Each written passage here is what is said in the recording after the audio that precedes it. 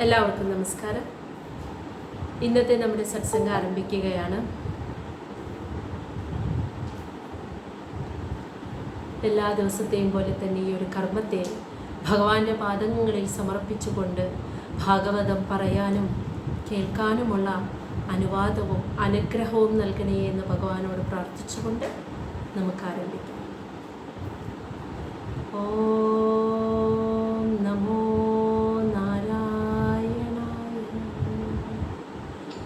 ഓം നമോ നാരായണായ. ഓം നമോ നാരായണായ.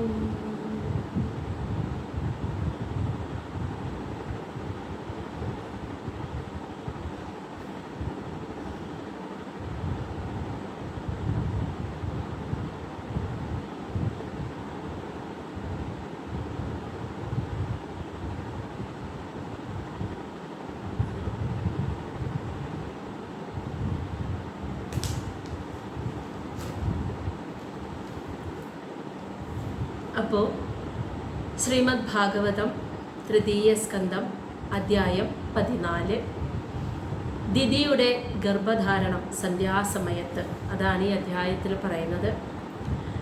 മൈത്രേയ മഹർഷി വിദുരർക്ക് ഭഗവത് ചരിതം പറഞ്ഞു കൊടുക്കുകയാണ്. അപ്പോൾ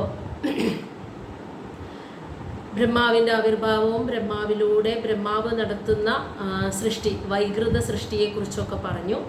അങ്ങനെ സനകാദി മഹർഷിമാരുണ്ടായി, അതിനുശേഷം രുദ്രനുണ്ടായി, അതിനുശേഷം 10 മഹർഷിമാർ, അതിനൊക്കെ ശേഷം അവസാനം ഭഗവാന്റെ ബ്രഹ്മദേവൻ്റെ ശരീരം തന്നെ രണ്ടായി പിരിഞ്ഞ് ഒരു സ്ത്രീയും ഒരു പുരുഷനും, സ്വയംഭുവ മനുവും ശതരൂപയും, അവരിലൂടെ പ്രജകളെ സൃഷ്ടിക്കാൻ ആരംഭിക്കുകയാണ്. അപ്പോൾ പ്രജാസൃഷ്ടി നടത്തുന്നതിന് മുൻപ് അവർക്ക് ഇരുന്ന് കർമ്മം ചെയ്യാനും അതുപോലെ അവരുടെ പ്രജകൾക്ക് താമസിക്കാനുമുള്ള ആവാസ കേന്ദ്രമായ ഭൂമി എവിടെ? അപ്പോഴാണ് ഭൂമിയെ അന്വേഷിക്കുന്നത്. അപ്പോൾ ഭൂമി മഹാപ്രളയ ജലത്തിൽ മുങ്ങിപ്പോയതായി കണ്ടു. ബ്രഹ്മദേവൻ ഉൾപ്പെടെയുള്ള എല്ലാ മഹർഷിമാരും ചേർന്ന് അതിനെ, ഭൂമിയെ ഉയർത്തിക്കൊണ്ടുവരാൻ എന്ത് ചെയ്യണമെന്ന് ആലോചിച്ച് പ്രാർത്ഥിക്കവേ ബ്രഹ്മാവിൻ്റെ നാസാദ്വാരങ്ങളിൽ നിന്നും ഭഗവാൻ വരാഹരൂപത്തിൽ അവതരിച്ചു. ഭൂമിയുടെ ഒരു പ്രത്യേക ഗുണം എന്ന് പറയുന്നത് ഗന്ധമാണ്.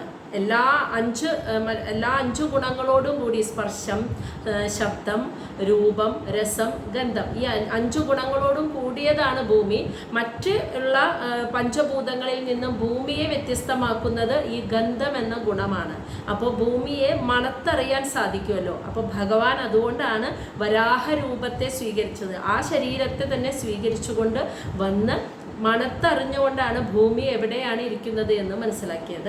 അങ്ങനെ വരാഹ അവതാരത്തെ സ്വീകരിച്ചു വന്നു ഭൂമിയെ ഉദ്ധരിച്ചു വരാൻ ശ്രമിക്കവേ ഹിരണ്യാക്ഷൻ ഭഗവാനോട് യുദ്ധത്തിനായി വന്നു. ഹിരണ്യാക്ഷനെ നിഷ്പ്രയാസം വധിച്ചുകൊണ്ട് ഭഗവാൻ ഭൂമിയെ ഉയർത്തിക്കൊണ്ടുവന്ന് ആ മഹാപ്രളയ ജലത്തിൻ്റെ മുകളിൽ സ്ഥാപിച്ചു. അതിനുശേഷം അവിടെ നിന്ന് വരാഹരൂപത്തിൽ അവതരിച്ചിരിക്കുന്ന ഭഗവാനെ കീർത്തിച്ചുകൊണ്ട് സ്തുതിക്കുന്ന മഹർഷിമാരെ എല്ലാം അനുഗ്രഹിച്ചുകൊണ്ട് ഭഗവാൻ അവിടെ നിന്ന് അപ്രത്യക്ഷനായി. ഇത്രയാണ് മൈത്രേയ മഹർഷി കഴിഞ്ഞ അധ്യായത്തിൽ പറഞ്ഞു നിർത്തിയത്. ഇത് കേട്ട് കഴിഞ്ഞപ്പോൾ വിദുരർക്ക് അങ്ങോട്ട് ഒരു പൂർണ്ണ തൃപ്തി വന്നില്ല. കാരണം ഉള്ളിൽ നമ്മളായാലും എല്ലാവർക്കും ആ ഒരു ചോദ്യം ഉണ്ടാവുമല്ലോ ഉള്ളിൽ. അപ്പോൾ ഹിരണ്യാക്ഷൻ എവിടെ നിന്ന് വന്നു? ഹിരണ്യാക്ഷൻ ആരാണ്? ഹിരണ്യാക്ഷൻ എന്തിനാണ് ഭഗവാനോട് യുദ്ധം ചെയ്തത്?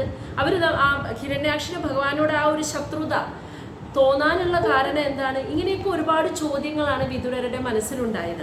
അപ്പോൾ വിദുരർ അത് മൈത്രേയ മഹർഷിയോട് പറയുകയാണ്, ഭഗവാന്റെ അവതാരത്തെക്കുറിച്ച് കേൾക്കാനായിട്ട് കൗതുകത്തോടുകൂടി ഇരിക്കുന്ന എനിക്ക് ഇത് ഇങ്ങനെ കേട്ടാൽ തൃപ്തി വരില്ല. എനിക്ക് പൂർണ്ണമായിട്ടും വിശദമായി പറഞ്ഞു തരണം. അപ്പോൾ ഹിരണ്യാക്ഷൻ ആര്, എവിടെ നിന്ന് വന്നു, എന്തുകൊണ്ടാണ് ഭഗവാനോട് യുദ്ധം ചെയ്തത്, അത് വിശദമായിട്ട് എനിക്ക് പറഞ്ഞു തരൂ എന്ന് മൈത്രേയ മഹർഷിയോട് ചോദിക്കുകയാണ്. അപ്പോൾ മഹർഷി വിദുരർക്ക് അത് വിശദമായി പറഞ്ഞു കൊടുക്കുന്ന ഭാഗമാണ് ഈ 14-ാമത്തെ അധ്യായത്തിൽ നമ്മൾ കാണുന്നത്. അപ്പോൾ നമുക്ക് ശ്ലോകം 1 കടക്കാം.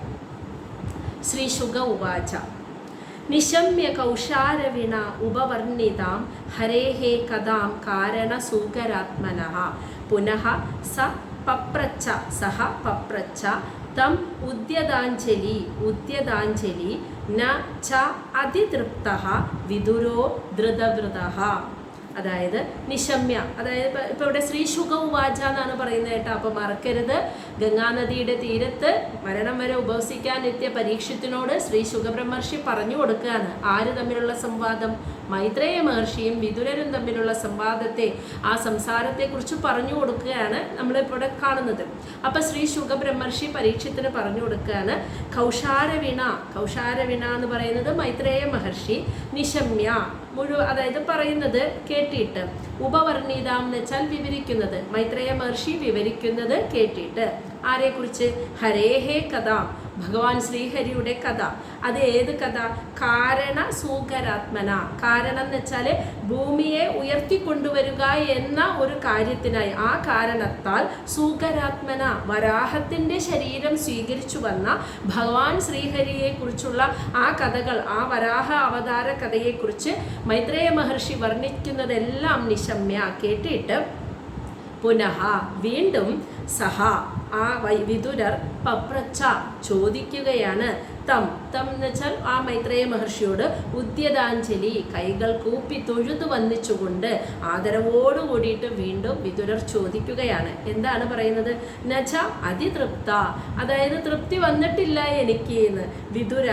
വിതുരർ ധൃതവ്രത, അതായത് വളരെ ദൃഢമായ വ്രതത്തോടുകൂടി, വ്രതശുദ്ധിയോടുകൂടി ഇരിക്കുന്ന വിതുരർ തനിക്ക് ആ ഭഗവത് കഥകളെ കുറിച്ച് കേട്ടിട്ട് തൃപ്തി വന്നിട്ടില്ല ആയതുകൊണ്ട് വിതുരർ മൈത്രേയ മഹർഷിയോട് വീണ്ടും ചോദിച്ചു എന്നാണ് ഈ ശ്ലോകം പറയുന്നത്. ചോദിച്ചത് എന്ത് എന്നുള്ളത് അടുത്തതിലെ. അപ്പൊ ഇത് ശ്രീശുക ബ്രഹ്മർഷി പരീക്ഷത്തിന് പറഞ്ഞു കൊടുക്കുകയാണ്.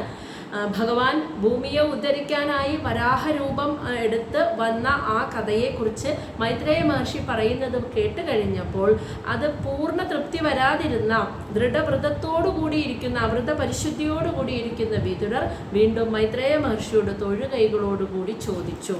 ആ ചോദിച്ചത് എന്ത് എന്നുള്ളത് ശ്ലോകം 2 വിതുര ഉവാച തേന ഏവ തു മുനിശ്രേഷ്ഠ ഹരിണ യജ്ഞമൂർത്തിന ആദിദൈത്യഃ ഹിരണ്യാക്ഷഃ ഹത ഇതി അനുശുശ്രുമ.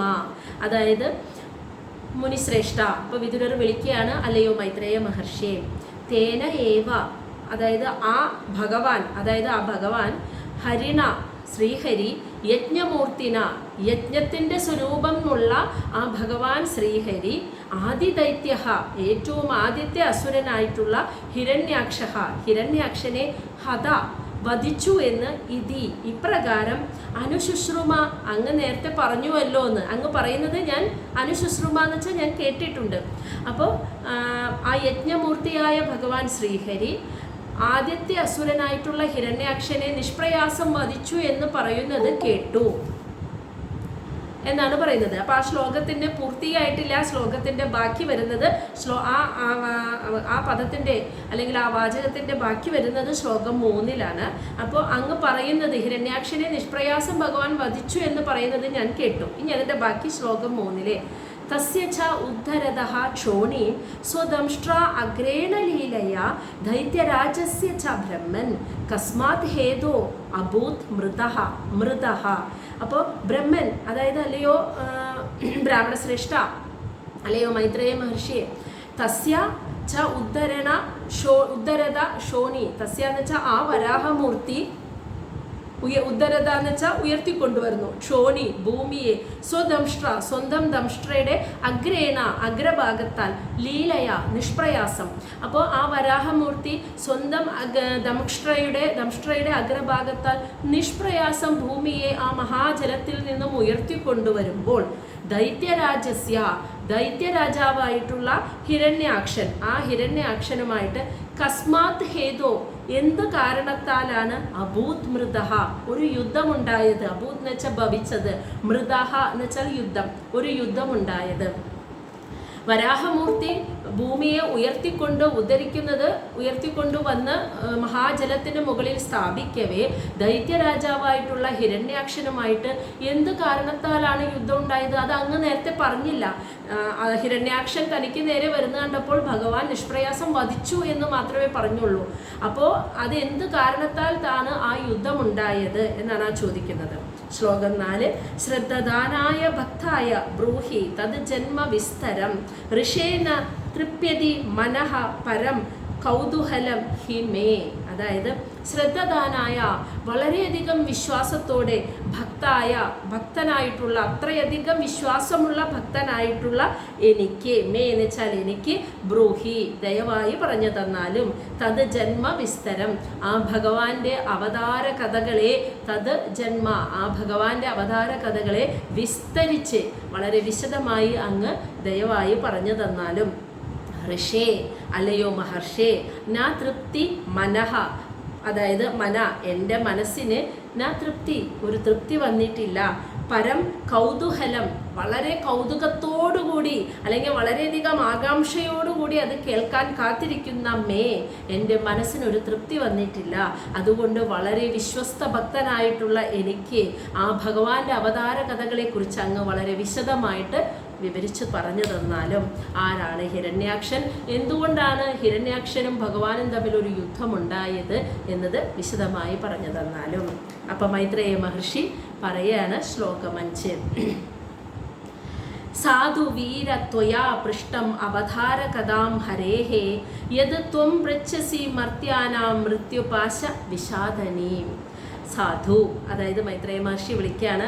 സാധു എന്ന് വെച്ചാൽ ഭഗവാന്റെ ഭക്തനും വീരഹ വീരനുമായിട്ടുള്ള ത്വയാ വിതുരരെ അങ്ങ് പൃഷ്ടം എന്ന് വെച്ചാൽ അങ്ങ് ചോദിച്ചത് അവതാര കഥാം ഹരേ, ഭഗവാൻ ശ്രീഹരിയുടെ അവതാര കഥകളെ കുറിച്ച് അങ്ങ് എന്നോട് ചോദിച്ചു.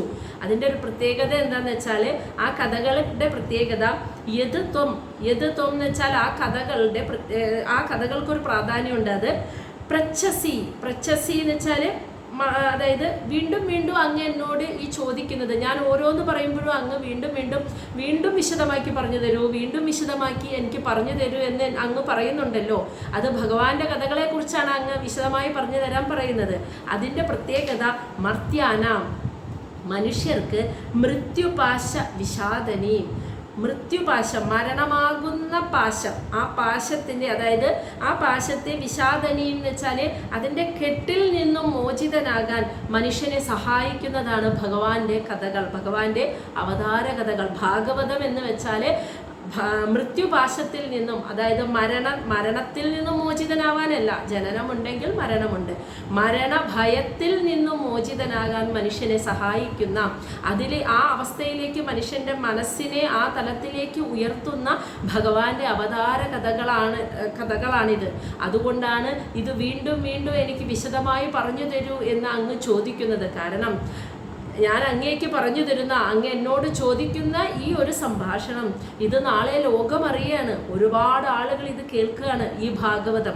അതിലൂടെ ആ കേൾക്കുന്നവർക്കും അറിയുന്നവർക്കുമൊക്കെ മരണഭയത്തിൽ നിന്നും മോചനം നേടാൻ സാധിക്കുന്നു. ഭാഗവതത്തിന് അങ്ങനെ ഒരു സവിശേഷതയുണ്ടെന്നാണ് മൈത്രേയ മഹർഷി പറയുന്നത്. ഭഗവത് ചരിതങ്ങൾ കേൾക്കുമ്പോൾ, ഭഗവത് കഥകളുടെ നിത്യവും ശ്രവിക്കുന്നവന് മരണഭയത്തിൽ നിന്നും മോചനം നേടാൻ സാധിക്കുന്നു എന്ന്. അങ്ങനെയുള്ള കഥകൾ, ഭഗവത് ചരിതമാണ് വീണ്ടും വിശദമായി പറഞ്ഞു തരുമോ എന്ന് അങ്ങ് എന്നോട് ചോദിക്കുന്നത്. അപ്പം മൈത്രേയ മഹർഷി അതീവ സംതൃപ്തനാണ് അത് പറഞ്ഞു കൊടുക്കാൻ. കാരണം കേൾക്കാൻ നിൽക്കുന്ന ആളുടെ ആകാംക്ഷയാണ് കേട്ടോ അതിന് പ്രാധാന്യം. അതിനൊരു മൂല്യം കൊടുക്കാത്ത ആളാണെങ്കിൽ അത് പറഞ്ഞു കൊടുക്കാനും തോന്നില്ല. അപ്പോൾ കേൾക്കുന്ന ആളുടെ മനസ്സ് അത്രയും ആഗ്രഹിച്ച് ചോദിക്കുന്നത് കണ്ടപ്പോഴാണ് മൈത്രേയ മഹർഷിക്ക് ഇത്രയ്ക്ക് സന്തോഷത്തോടെ തൃപ്തിയോടുകൂടി ഇത് പറഞ്ഞു കൊടുക്കാൻ സാധിക്കുന്നത്. അങ്ങ് എന്നോട് വിശദമായി പറഞ്ഞു തരാൻ പറയുന്നത്, മനുഷ്യന്, മർത്യൻ എന്ന് പറയുന്ന വാക്കിൻ്റെ അർത്ഥം തന്നെ മരണം വിധിക്കപ്പെട്ടവൻ എന്നാണ്. അതായത് മനുഷ്യരുടെ ജനനം നടന്നാൽ എന്തായാലും മരണം സംഭവിക്കും. അപ്പോൾ മർത്യൻ എന്ന പേര്, മർത്യൻ എന്ന പേര് വരാൻ കാരണം മരണം വിധിക്കപ്പെട്ടവൻ എന്നാണ് അർത്ഥം. മരണം തീർച്ചയായിട്ടും ഉണ്ട്. അതുകൊണ്ട് അവന് ആ മരണഭയത്തെ അതിജീവിക്കാൻ കഴിയണം, ആ മരണഭയം ഇല്ലാതാക്കണം. അതിൽ നിന്നും പുറത്തു കിടക്കാനുള്ള ഒരു മാർഗമാണ് ഭാഗവത ശ്രവണം, ഭഗവത് കഥാശ്രവണം എന്ന് പറയാണ്. എന്നിട്ട് അതിനൊരു ഉദാഹരണം പറഞ്ഞു കൊടുക്കുകയാണ് ധ്രുവന്റെ കാര്യം. ശ്ലോകം 6 യയാ ഉത്താനപാദഃ പുത്രോ മുനിന ഗീതയാ അർഭകഃ മൃത്യോഃ കൃത്വാ ഏവ മൂർധനി അംഗ്രി ആരുരോഹ ഹരേഹ പദം. യയാ യയാന്ന് വെച്ചാൽ ആ ഭഗവാന്റെ കഥകൾ ഉത്താനപാദ പുത്ര, ഉത്താനപാദ മഹാരാജാവിൻ്റെ പുത്രനായിട്ടുള്ള ധ്രുവൻ, അർഭക എന്ന് വെച്ചാൽ കുഞ്ഞു ബാലനാണ്, 5 വയസ്സ് മാത്രം പ്രായമുള്ള കുഞ്ഞു ബാലൻ. അങ്ങനെയുള്ള ഒരു കുട്ടി മുനിന ഗീതയ, ആ മുനി ആരാ? നാരദ മഹർഷി ഗീതയ പറഞ്ഞു കൊടുക്കുന്നത് കേട്ടിട്ട് മനസ്സിലാക്കി ഭഗവാന്റെ ചരിതം. അതായത് പിതാവിനാൽ അപമാനിക്കപ്പെട്ടിട്ട് രണ്ടാനമ്മയുടെ മോശമായ പെരുമാറ്റത്താൽ ഈ കുഞ്ഞു ബാലൻ അച്ഛൻ്റെ മടിയിൽ, ഉത്താനപാദ മഹാരാജാവിൻ്റെ മടിയിൽ കയറിയിരിക്കാൻ ചെന്നപ്പോൾ രണ്ടാനമ്മ പുറത്താക്കുകയാണ്. അങ്ങനെ ചെയ്യരുതെന്ന് ഭർത്താവിനോട് പറഞ്ഞപ്പോൾ ഭർത്താവ് ഈ മകനെ സ്നേഹിക്കാതെ ലാളിക്കാതെ ചെയ്യുകയാണ് ചെയ്യുന്നത്. അപ്പോൾ അച്ഛൻ തന്നെ സ്നേഹിക്കാതെ, അച്ഛന് നിന്നുള്ള സ്നേഹം ലഭിക്കാതെ അവഗണന മാത്രം കിട്ടിയപ്പോൾ സങ്കടം സഹിക്കാൻ പറ്റാതെ കൊട്ടാരം ഉപേക്ഷിച്ചിറങ്ങിയതാണ് ആ കുഞ്ഞു ബാലൻ ധ്രുവൻ. അങ്ങനെ പോവുകയാണ് കാട്ടിലേക്ക്. അവിടെ വെച്ച് നാരദ മഹർഷിയെ കണ്ടുമുട്ടി. നാരദ മഹർഷിയാണ് ധ്രുവനെ തപസ് ചെയ്യാൻ പ്രേരിപ്പിക്കുന്നത്. അതിന് ആരെയാണ് തപസ് ചെയ്യേണ്ടത്? അതിന് ഭഗവാന്റെ കഥകളെ, ആ ഭഗവാനെ കുറിച്ച് പറഞ്ഞു കൊടുക്കുകയാണ് ആദ്യം ചെയ്തത്. അതിനുശേഷമാണ് ആ ഭഗവാനെ തപസ് ചെയ്യാനായിട്ട് ധ്രുവനെ പറഞ്ഞയക്കുന്നത്. അപ്പോൾ ആദ്യം ഭഗവാന്റെ ചരിതം, ആ കഥകളെ, ഭഗവാന്റെ അവതാര കഥകളെ കുറിച്ച് നാരദ മഹർഷി ധ്രുവന് പറഞ്ഞു കൊടുത്തു. അപ്പോഴാണ് മരണത്തിൻ്റെ മൂർധനി ശിരസിൽ അംഗ്രി സ്വന്തം പാദം കൃത്വ ഏവ, ചവിട്ടി വെച്ചിട്ടെന്ന് ഉറപ്പിച്ചു വെച്ചിട്ട് ആരുരോഹ ഹരേ പദം, അദ്ദേഹം എത്തിച്ചേർന്നു എന്ന്. ഹരേ പദം, ഭഗവാൻ ശ്രീഹരിയുടെ പദത്തിലേക്ക് ധ്രുവൻ എത്തിച്ചേരാൻ സാധിച്ചത് നാരദ മഹർഷി ഭഗവാന്റെ കഥകളെ പറഞ്ഞു കൊടുക്കുന്നത് കേട്ടിട്ടാണ് എന്ന്. അപ്പോൾ നേരത്തെ മൈത്രേയ മഹർഷി പറഞ്ഞത് എന്താ? അല്ലയോ വിദുരരെ, അങ്ങ് എന്നോട് വീണ്ടും വീണ്ടും ചോദിക്കുന്ന ഈ ചോദ്യം ഉണ്ടല്ലോ, ഭഗവത് കഥകളെ വിശദമായി പറഞ്ഞു തരൂ എന്നുള്ളത്. ആ ചോദ്യം ഏതൊരു മനുഷ്യനെ, അത് ശ്രദ്ധയോടെ കേൾക്കുന്ന, നിത്യവും ശ്രവിക്കുന്ന മനുഷ്യൻ എന്ന് വെച്ചാൽ മരണം വിധിക്കപ്പെട്ടവൻ, അവന് എന്നെങ്കിലും ഒരു ദിവസം മരണം വരും. പക്ഷേ ഭയമില്ലാതെ ആ മരണത്തെ അതിജീവിക്കാൻ, അവന് മറികടക്കാൻ, ആ അവസ്ഥയെ, മരണം എന്ന അവസ്ഥയെ കടന്നു പോവാൻ, ഭയമില്ലാതെ കടക്കാനായിട്ട് അവന് സാധിക്കും. അതാണ് ഭാഗവതത്തിൻ്റെ പ്രത്യേകത. എന്നിട്ട് ഉദാഹരണം പറയാണ്, ഉത്താനപാദ മഹാരാജാവിൻ്റെ പുത്രനായ ധ്രുവൻ വളരെ കുഞ്ഞു പ്രായത്തിൽ പിതാവിനാൽ അപമാനിക്കപ്പെട്ട് അവഹേളിക്കപ്പെട്ട് കൊട്ടാരം വിട്ട് ഇറങ്ങി കാട്ടിലേക്ക് പോയപ്പോൾ വഴിമധ്യേ നാരദ മഹർഷി ധ്രുവന് ഭഗവത് ചരിതം പറഞ്ഞു കൊടുത്തപ്പോൾ, ഈ അവതാര കഥകളെ പറഞ്ഞു കൊടുക്കുന്നത് കേട്ടപ്പോൾ ധ്രുവന് മൃത്യുവിൻ്റെ ശിരസിൽ സ്വന്തം പാദം ഉറപ്പിച്ചു വെക്കാൻ സാധിച്ചു എന്ന് വെച്ചാൽ മൃത്യുഭയത്തെ ജയിക്കാൻ സാധിച്ചു എന്നർത്ഥം. അങ്ങനെ മൃത്യുവിനെ ജയിക്കാൻ സാധിച്ച് ഭഗവത് പദത്തിലേക്ക് എത്തിച്ചേരാൻ ധ്രുവന് സാധിച്ചത് അതുകൊണ്ടാണ്. മനസ്സിലായോ? അതാണ് ആ ഭാഗവതത്തിൻ്റെ പ്രത്യേകത. ശ്ലോകം 7. അതാ അത്ര അഭി ഇതിഹാസ അയം ശ്രുതഃ മേ വർണ്ണിതഃ പുരാ ബ്രഹ്മണ ദേവദേവേന ദേവാനാം അനുപൃച്ഛതാം. എന്നിട്ട് മൈത്രേയ മഹർഷി പറയാണ്, നീ എന്നോട് ചോദിച്ച ഈ ചോദ്യം ഉണ്ടല്ലോ, അതായത് ഹിരണ്യാക്ഷൻ ആരാണ്, ഹിരണ്യാക്ഷൻ ഭഗവാനോട് എന്തിനാണ് യുദ്ധം ചെയ്തത് എന്നൊക്കെ ചോദിച്ചില്ലേ, ഇത് ഞാൻ പണ്ട് ബ്രഹ്മദേവൻ്റെ അടുത്ത് മറ്റു ദേവന്മാർ ഇതുപോലെ ചോദിച്ചപ്പോൾ ബ്രഹ്മദേവൻ അവർക്ക് പറഞ്ഞു കൊടുത്തത് എന്താണോ അങ്ങനെയാണ് ഞാൻ ഇത് കേട്ടിട്ടുള്ളത് എന്ന് പറയാണ് മൈത്രേയ മഹർഷി. അതാന്ന് വെച്ചാൽ ഇപ്പോൾ അത്ര അഭി, ഈ ഒരു കാര്യം, അതായത് ഹിരണ്യാക്ഷൻ ആരാണ്, അവർ തമ്മിൽ എന്തിന് യുദ്ധം ഉണ്ടായി എന്ന് വിതുരർ ചോദിച്ചില്ലേ, ആ ചോദ്യങ്ങൾ ഇതിഹാസ അയം എന്ന് വെച്ചാൽ ആ ചരിതം, ഹിരണ്യാക്ഷൻ ഉണ്ടാവാനൊക്കെ കാരണമായ ആ ചരിതം, ശ്രുത എന്ന് വെച്ചാൽ കേട്ടിട്ടുണ്ടെന്ന്, മേ ഞാൻ, വർണ്ണിതഹ വർണ്ണിച്ചു കൊടുക്കുന്നത്, പുരാ പണ്ട് വർണ്ണിച്ചു കൊടുക്കുന്നത് ആര്, ബ്രഹ്മണ ബ്രഹ്മദേവൻ, ദേവദേവേന ദേവന്മാർക്ക് ബ്രഹ്മദേവൻ വർണ്ണിച്ചു കൊടുക്കുന്നത് ഞാൻ കേട്ടിട്ടുണ്ട്. ദേവാനാം അനുപൃച്ഛതാം, ദേവന്മാരുടെ ചോദ്യങ്ങൾക്ക്, മനസ്സിലായോ, ദേവന്മാരുടെ ചോദ്യങ്ങൾക്കുള്ള മറുപടിയായിട്ട് ബ്രഹ്മദേവൻ ദേവന്മാർക്ക് വർണ്ണിച്ചു കൊടുക്കുന്ന ഈ കാര്യം അങ്ങനെയാണ് ഞാൻ കേട്ടിട്ടുള്ളത് എന്ന് മൈത്രേയ മഹർഷി പറയാണ്. വിതുരർ ഇപ്പം ചോദിച്ച ഈ ചോദ്യങ്ങൾ പണ്ട് ദേവന്മാർ ബ്രഹ്മദേവനോട് ചോദിച്ചപ്പോൾ ബ്രഹ്മദേവൻ അതിൻ്റെ ഉത്തരം അവർക്ക് ദേവന്മാർക്ക് വർണ്ണിച്ചു കൊടുക്കുന്നത് ഞാൻ കേട്ടിട്ടുണ്ട്. അങ്ങനെയാണ് ഇത് ഞാൻ അറിഞ്ഞത് എന്ന് പറഞ്ഞിട്ടാണ് മൈത്രേയ മഹർഷി പറയാൻ പോകുന്നത്. ആരാണ് ഹിരണ്യാക്ഷൻ, ഹിരണ്യാക്ഷൻ്റെ ജന്മം എന്തായിരുന്നു? ആദ്യത്തെ അസുരനാണ് അല്ലേ, അസുര രാജാവാണ്. അപ്പോൾ ഹിരണ്യാക്ഷൻ്റെ ജന്മം എങ്ങനെയായിരുന്നു എന്നൊക്കെയുള്ള ആ കഥ, ആ ചരിതം ഇനി പറയാൻ പോവുകയാണ് ശ്ലോകം 8. ദിതി ദാക്ഷായണി ക്ഷത്തമാരീജം കശ്യപം പതിം അഭത്യകാമഃ ചകമേ സന്ധ്യായാം ഹൃത്ശയ അർദ്ദിതഃ. അറിയാലേ, കുറേയൊക്കെ ഈ കഥകൾ നമ്മൾ കുറേശ്ശൊക്കെ അവിടെ നിന്ന് ഇവിടെ നിന്നൊക്കെ ആയിട്ട് കേട്ടിട്ടുണ്ട്. ദിതി ദാക്ഷായണി, ദക്ഷന്റെ പുത്രിയായിട്ടുള്ള ദിതി, അതായത് ബ്രഹ്മദേവൻ 10 മഹർഷിമാർക്ക് ജന്മം കൊടുത്തിട്ടില്ലേ, അതിൽ ദക്ഷ പ്രജാപതി, അദ്ദേഹത്തിൻ്റെ മകളായിട്ടുള്ള ദിതി. ക്ഷത എന്ന് വിളിക്കുന്നത് ഇവിടെ മൈത്രേയ മഹർഷി വിദുരരെ വിളിക്കുകയാണ്. അല്ലയോ വിദുരരെ, ദക്ഷപുത്രിയായ ദിതി മാരീചം കശ്യപം പതി, മരീചിയുടെ പുത്രനായിട്ടുള്ള കശ്യപ പ്രജാപതിയും പതി, ദിതിയുടെ പതി, ദിതിയുടെ ഭർത്താവുമായിട്ടുള്ള ആ കശ്യപ മഹർഷിയുടെ അടുത്ത് അഭത്യകാമ, അഭത്യകാമ എന്ന് വെച്ചാൽ ഒരു കുഞ്ഞിനെ ഗർഭം ധരിക്കുവാനുള്ള ആഗ്രഹത്തോടുകൂടി ചകാമേ, അതായത് താനുമായിട്ട് ഇണചേരണമെന്നുള്ള ആഗ്രഹം, ഇണചേരണമെന്ന് ഭർത്താവിനോട് യാചിച്ചു എന്ന്. സമയമേതാ? സന്ധ്യായാം, ത്രിസന്ധ്യ നേരത്ത്. ഹൃത് ശയ അർദ്ദിത, അതായത് ഹൃത് ശയ എന്ന് വെച്ചാൽ ആ ഒരു ലൈംഗിക തൃഷ്ണയോട് കൂടിയിട്ട്, അർദ്ദിത എന്ന് വെച്ചാൽ പീഡിപ്പിക്കപ്പെട്ടിട്ട്, അതിനാൽ ദുഃഖം അനുഭവിച്ചിട്ടാണ് ദിതി ഭർത്താവിനോട് താനുമായി ഇണചേരണമെന്ന് യാചിക്കുന്നത്. അതെന്തിനു വേണ്ടിയാ? ഒരു കുഞ്ഞുണ്ടാവാനുള്ള അതിയായ ആഗ്രഹത്താൽ. പക്ഷെ ആ സമയം ത്രിസന്ധ്യ സമയമായിരുന്നു. അതെന്തുകൊണ്ടാണെന്ന് വെച്ചാൽ ദിതി എന്ന് പറഞ്ഞാൽ വളരെയധികം കശ്യപ പ്രജാപതിയുടെ, ആ മഹർഷിയുടെ, മഹാമുനിയുടെ പത്നിയാണ്. അപ്പം അത്രയധികം ആത്മജ്ഞാനം നേടിയിട്ടുള്ള, മനോനിയന്ത്രണം സാധ്യമായിട്ടുള്ള പതിവ്രതയായിട്ടുള്ള ഒരു സ്ത്രീയാണ്. അവർക്ക് പോലും ഒരു നിമിഷ നേരത്ത് പെട്ടെന്ന് മനസ്സിനെ നിയന്ത്രിക്കാൻ കഴിയാത്തൊരവസ്ഥ വന്നു എന്ന് മനസ്സിലായോ? അത്രയ്ക്കും മനോനിയന്ത്രണമൊക്കെ സാധ്യമായി ആധ്യാത്മിക ജ്ഞാനം നേടിയിട്ടുള്ള ദിതിക്ക് പോലും ആ ഒരു പ്രത്യേക സമയത്ത്, ആ ഒരു നിമിഷത്തിൽ സ്വന്തം മനസ്സിനെ നിയന്ത്രിക്കാൻ കഴിയാതെ വളരെയധികം വിഷമിച്ചു അവരെന്ന്. അതാണ് ആ സമയമൊന്നും നോക്കാതെ ഭർത്താവിൻ്റെ അടുത്ത് ഈ ഒരു ആവശ്യമായിട്ട് ചെല്ലുന്നത്.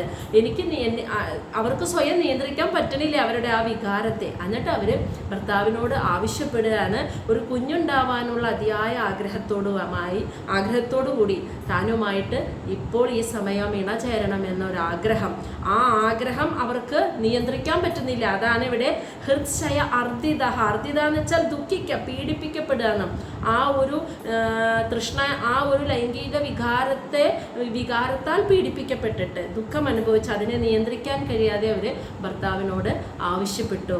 അപ്പോൾ ഇവിടെ നമ്മൾ മനസ്സിലാക്കുക വെച്ചാൽ അതുപോലും ഒരു പ്രകൃതി നിശ്ചയമായിരുന്നു എന്ന് കണ്ടോ. അല്ലെങ്കിൽ ഇത്രയും ആധ്യാത്മിക സാധനകളൊക്കെ അനുഷ്ഠിച്ച ഇങ്ങനെ ഇത്രയും വലിയൊരു മഹർഷിയുടെ പത്നിയായിരിക്കുന്ന ഒരു സ്ത്രീക്ക് ഈ ഒരിക്കലും തോന്നാൻ അങ്ങനെ നിയന്ത്രിക്കാൻ പറ്റാത്തൊരവസ്ഥ വരരുത്. പക്ഷേ നമ്മളെക്കാൾ ഉപരി നമ്മളെയൊക്കെ നിയന്ത്രിച്ചു കൊണ്ടുപോകുന്ന ആ പ്രകൃതി എന്നൊരു ശക്തി ഉണ്ടല്ലോ, അതിൻ്റെ വികൃതി എന്ന് തന്നെ ഇതിനെ പറയാല്ലേ. അപ്പോൾ ആ പ്രകൃതിയാണ്, ആ പ്രകൃതി നിശ്ചയമാണ് ഈ സമയത്ത് അത് സംഭവിക്കണം എന്നുള്ളത്.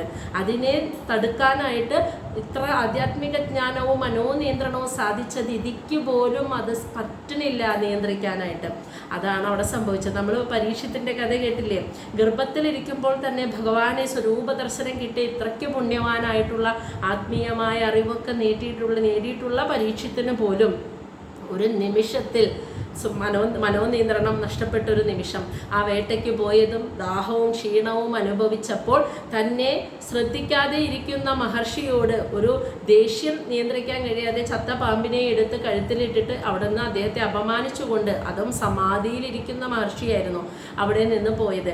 ആ ഒരു നിമിഷ നേരത്തേക്ക് മനസ്സിനെ നിയന്ത്രിക്കാൻ കഴിയാത്ത ആ ഒരു ദേഷ്യം എന്ന വികാരമാണ് അദ്ദേഹത്തിൻ്റെ പ്രാരാബ്ധമായി മാറിയത് അല്ലേ. അപ്പോൾ അവരൊക്കെ ഇത്രയും ആധ്യാത്മികമായ അറിവ് നേടിയിട്ട് പോലും, ആ സിദ്ധിയിൽ ഇരിക്കുന്നിട്ട് പോലും അവർക്ക് ആ ഒരു നിമിഷ നേരത്തേക്ക് അതിനെ തരണം ചെയ്യാൻ കഴിയാതെ പോകുന്നു എന്നത് പറയുമ്പോൾ നമുക്ക് ഉപരിയായി ഒരു പരമശക്തി ഉണ്ട് എന്ന്, ആ ശക്തിയുടെ നിയന്ത്രണത്തിലാണ് സർവ്വചരാചരങ്ങളുടെയും ചലനങ്ങൾ ഇവിടെ സംഭവിക്കുന്നത് എന്നുള്ളതിന് ഉത്തമ ഉദാഹരണമാണ് ദിതി ഇപ്പോൾ അനുഭവിക്കുന്ന, ആ സമയത്ത് അനുഭവിച്ച ആ ദുഃഖത്തിൻ്റെ, ആ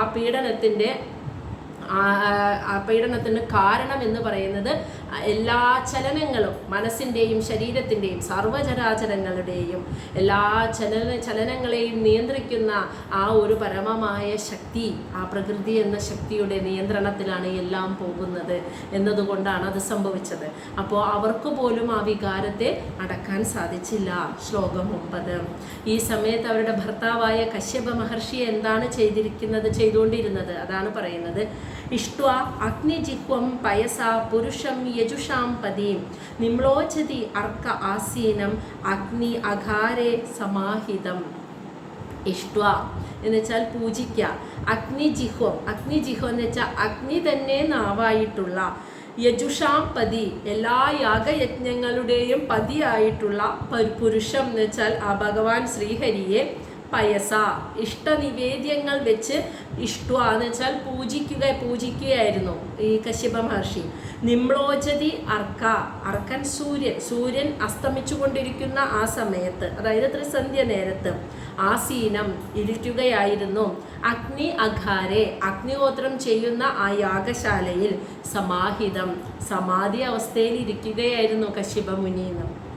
അപ്പോൾ എല്ലാ യാഗയജ്ഞാദി കർമ്മങ്ങളുടെ പതിയും അഗ്നി തന്നെ നാവായിട്ടുമുള്ള ഭഗവാൻ ശ്രീഹരിയെ ഇഷ്ടനിവേദ്യങ്ങൾ സമർപ്പിച്ച് പൂജിച്ചുകൊണ്ട് ആ ത്രിസന്ധ്യ സമയത്ത് സൂര്യൻ അസ്തമിച്ചു കൊണ്ടിരിക്കുന്ന സമയം ആ അഗ്നിഹോത്രം ചെയ്യുന്ന യാഗശാലയിൽ സമാധി അവസ്ഥയിൽ ധ്യാനിച്ചിരിക്കുകയായിരുന്നു ഈ സമയത്ത് കശ്യപ മഹർഷി. ആ സമയത്താണ് പത്നി ഇങ്ങനെ ഒരു ആവശ്യവുമായിട്ട് സമീപിക്കുന്നത്. ദിതി ഉവാച. ശ്ലോകം 10. ദിതി ഉവാച. ദിതി മഹർഷിയോട്, സ്വന്തം പതിയായ കശ്യപ മുനിയോട് പറയാണ്. അതായത് അവരുടെ ഉള്ളിലെ ആഗ്രഹം പറഞ്ഞിട്ട് അവരതിനെ ന്യായീകരിച്ചുകൊണ്ട് കുറേ കാര്യങ്ങളാണ് ഇപ്പോൾ പറയുന്നത്. ദിതി ഉവാച. ഏഷ മാം ത്വത്കൃതേ വിദ്വൻ കാമ ആത്തശരാസന ദുനോതി ദീനാം വിക്രമ്യ രംഭാം ഇവ മദം ഗജഃ. അതായത് മദംഗജ എന്ന് വെച്ചാൽ ഒരു മദമിളകിയ ആന. രംഭാം ഇവ എന്ന് വെച്ചാൽ ഒരു നേന്ത്രവാഴയെ എങ്ങനെയാണ് കൊമ്പ് കൊണ്ട് കൂത്തി തുമ്പി കൈകൊണ്ട് വലിച്ച് പറിച്ച് ആക്രമിക്കുന്നത് പോലെ, അതാണ് ഇവിടെ പറയുന്നത് കേട്ടാ. ഇവ എന്ന് വെച്ചാൽ അതുപോലെ. വിദ്വാൻ എന്ന് വെച്ചാൽ സ്വന്തം പതിയെ കശ്യപ മഹർഷിയെ വിളിക്കുകയാണ് ദിതി. അല്ലയോ വിദ്വാൻ, എല്ലാ സർവ വിജ്ഞാനങ്ങളുമുള്ള മഹർഷേ. എന്നിട്ട് പറയാണ്, ഒരു മതയാന, മദം ഗജ എന്ന് വെച്ചാൽ ഒരു മതയാന ഒരു നേന്ത്രവാഴയെ എങ്ങനെയാണോ ആക്രമിക്കുന്നത്, അതിൻ്റെ കൊമ്പുകൊണ്ട് കുത്തിയും തുമ്പി കൈ കൊണ്ട് അത് വലിച്ച് പറിച്ചിട്ട് പിന്നെ അതിന് ഒന്നിനും കൊള്ളില്ല ആ വാഴ. എങ്ങനെയാണോ ആക്രമിക്കുന്നത് ഇവ, അതുപോലെ ആത്തശരാസര കാമഹ എന്ന് വെച്ചാൽ കാമദേവന്റെ ആത്മശരാസന എന്ന് വെച്ചാൽ ശരങ്ങൾ കൊണ്ട് ദുനോതി ദുഃഖിക്കുന്നു, ദീന പാവമായിട്ടുള്ള ഞാൻ, വിക്രമ്യ കാമദേവന്റെ ശരങ്ങൾ കൊണ്ട് ആക്രമിക്കപ്പെട്ട്, വിക്രമ്യ എന്ന് വെച്ചാൽ ആക്രമിക്കപ്പെട്ട് വളരെയധികം പാവമായിട്ടുള്ള ഞാൻ ഇപ്പോൾ, അതുകൊണ്ട് എനിക്കെൻ്റെ മനസ്സിനെ നിയന്ത്രിക്കാൻ കഴിയാതെ ഞാൻ ബുദ്ധിമുട്ട് അനുഭവിക്കുന്നു. ഏഷ മാം ത്വത്കൃതേ. അപ്പോൾ പറയാണ്, എനിക്ക് ഏഷ മാം എന്ന് വെച്ചാൽ എന്നെ, ഞാൻ, മാം എന്ന് വെച്ചാൽ എന്നെ അല്ലെങ്കിൽ ഞാൻ, ത്വത്കൃതേ അങ്ങേക്ക് വേണ്ടി അങ്ങയുടെ മുന്നിൽ നിന്ന് ഞാൻ ആവശ്യപ്പെടുകയാണ്, യാചിക്കുകയാണ്. ഒരു മതയാന ആ ഒരു വാഴയെ എങ്ങനെ ആക്രമിക്കുന്നു അതുപോലെ കാമദേവന്റെ ആ ശരങ്ങൾ ഏറ്റ്, ആ ശരങ്ങൾ കൊണ്ടുള്ള ആക്രമണമേറ്റ് എൻ്റെ മനസ്സ് ദുനോദി എന്ന് വെച്ചാൽ ഞാൻ വളരെയധികം ദുഃഖിക്കുന്നു. ഈ ഒരു ആസക്തിയെ, കാമാസക്തിയെ നിയന്ത്രിക്കാൻ എനിക്ക് സാധിക്കുന്നില്ല എന്നാണ് ഭർത്താവിനോട് പറയുന്നത്. ഇനി ശ്ലോകം 11. തദ് ഭവാൻ ദഹ്യമാനായാം സപത്നീനാം സമൃദ്ധിഭിഃ പ്രജാവതീനാം ഭദ്രം തേ മയി അയുക്ത അയുങ്താം അനുഗ്രഹം, അയുങ്താം അനുഗ്രഹം. അപ്പോൾ പറയാണ് കേട്ടോ. അതുമാത്രമല്ല, എനിക്ക് ഒരുപാട് ദുഃഖമുണ്ട് എന്നുള്ള രീതിയിലാണ് പറയുന്നത്. അതായത് കശ്യപ മഹർഷിക്ക് വേറെയും പത്നിമാരുണ്ട്, അവരിലൊക്കെ കുറേ മക്കളും ഉണ്ട്. അവർക്ക് അതാണ് പറയുന്നത് സന്താന സമൃദ്ധി ബിഹി, അവർക്ക് ഇഷ്ടംപോലെ സന്താന സമൃദ്ധി, സന്താനങ്ങൾ സമൃദ്ധി ആയിട്ടുണ്ട്. പക്ഷെ ദിതിക്ക് മാത്രം മക്കളില്ല. അതാണ് ഇവിടെ പറയുന്നത് തദ് ഭവാൻ, അതുകൊണ്ട് അങ്ങ് എന്നെ അനുഗ്രഹിക്കണം. കാരണം ദഹ്യമാനായാം, ദഹ്യമാനായ എന്ന് വെച്ചാൽ ദഹിച്ചുകൊണ്ടിരിക്കുക, അതായത് അതിൻ്റെ അർത്ഥം എന്താണെന്ന് വെച്ചാൽ ദുഃഖിച്ചുകൊണ്ടിരിക്കുകയാണ് ഞാൻ. സപത്നീനാം, എൻ്റെ സപത്നിമാരെല്ലാം സമൃദ്ധി ബിഹി, സമൃദ്ധിയായിട്ട് സന്താന സൗഭാഗ്യം അനുഭവിക്കുന്നു. സപത്നി എന്ന് വെച്ചാൽ, സപത്നിമാർ എന്ന് വെച്ചാൽ എൻ്റെ ഭർത്താവിൻ്റെ മറ്റു ഭാര്യമാർ, അങ്ങയുടെ മറ്റു ഭാര്യമാരെല്ലാം സന്താന സമൃദ്ധി അനുഭവിക്കുമ്പോൾ എനിക്ക് മാത്രം ഒരു കുഞ്ഞില്ലാത്തതിനാൽ ദഹ്യമാനായാം, ഞാൻ ദുഃഖിച്ചുകൊണ്ടിരിക്കുകയാണ്. അതുകൊണ്ട് പ്രജാപതീനാം, സന്താനങ്ങൾ ഉണ്ടാവാനായിട്ട് മയി, എന്നിൽ അയുങ്താം അനുഗ്രഹം, അങ്ങ് അനുഗ്രഹം ചൊരിയണേ. അതാണ് പറയുന്നത്. എന്നിട്ട് പറയാണ് തേ ഭദ്രം, അങ്ങേക്ക് മംഗളം ഭവിക്കട്ടെ എന്ന്. മനസ്സിലായി? അപ്പോൾ എന്നെ അനുഗ്രഹിക്കണം.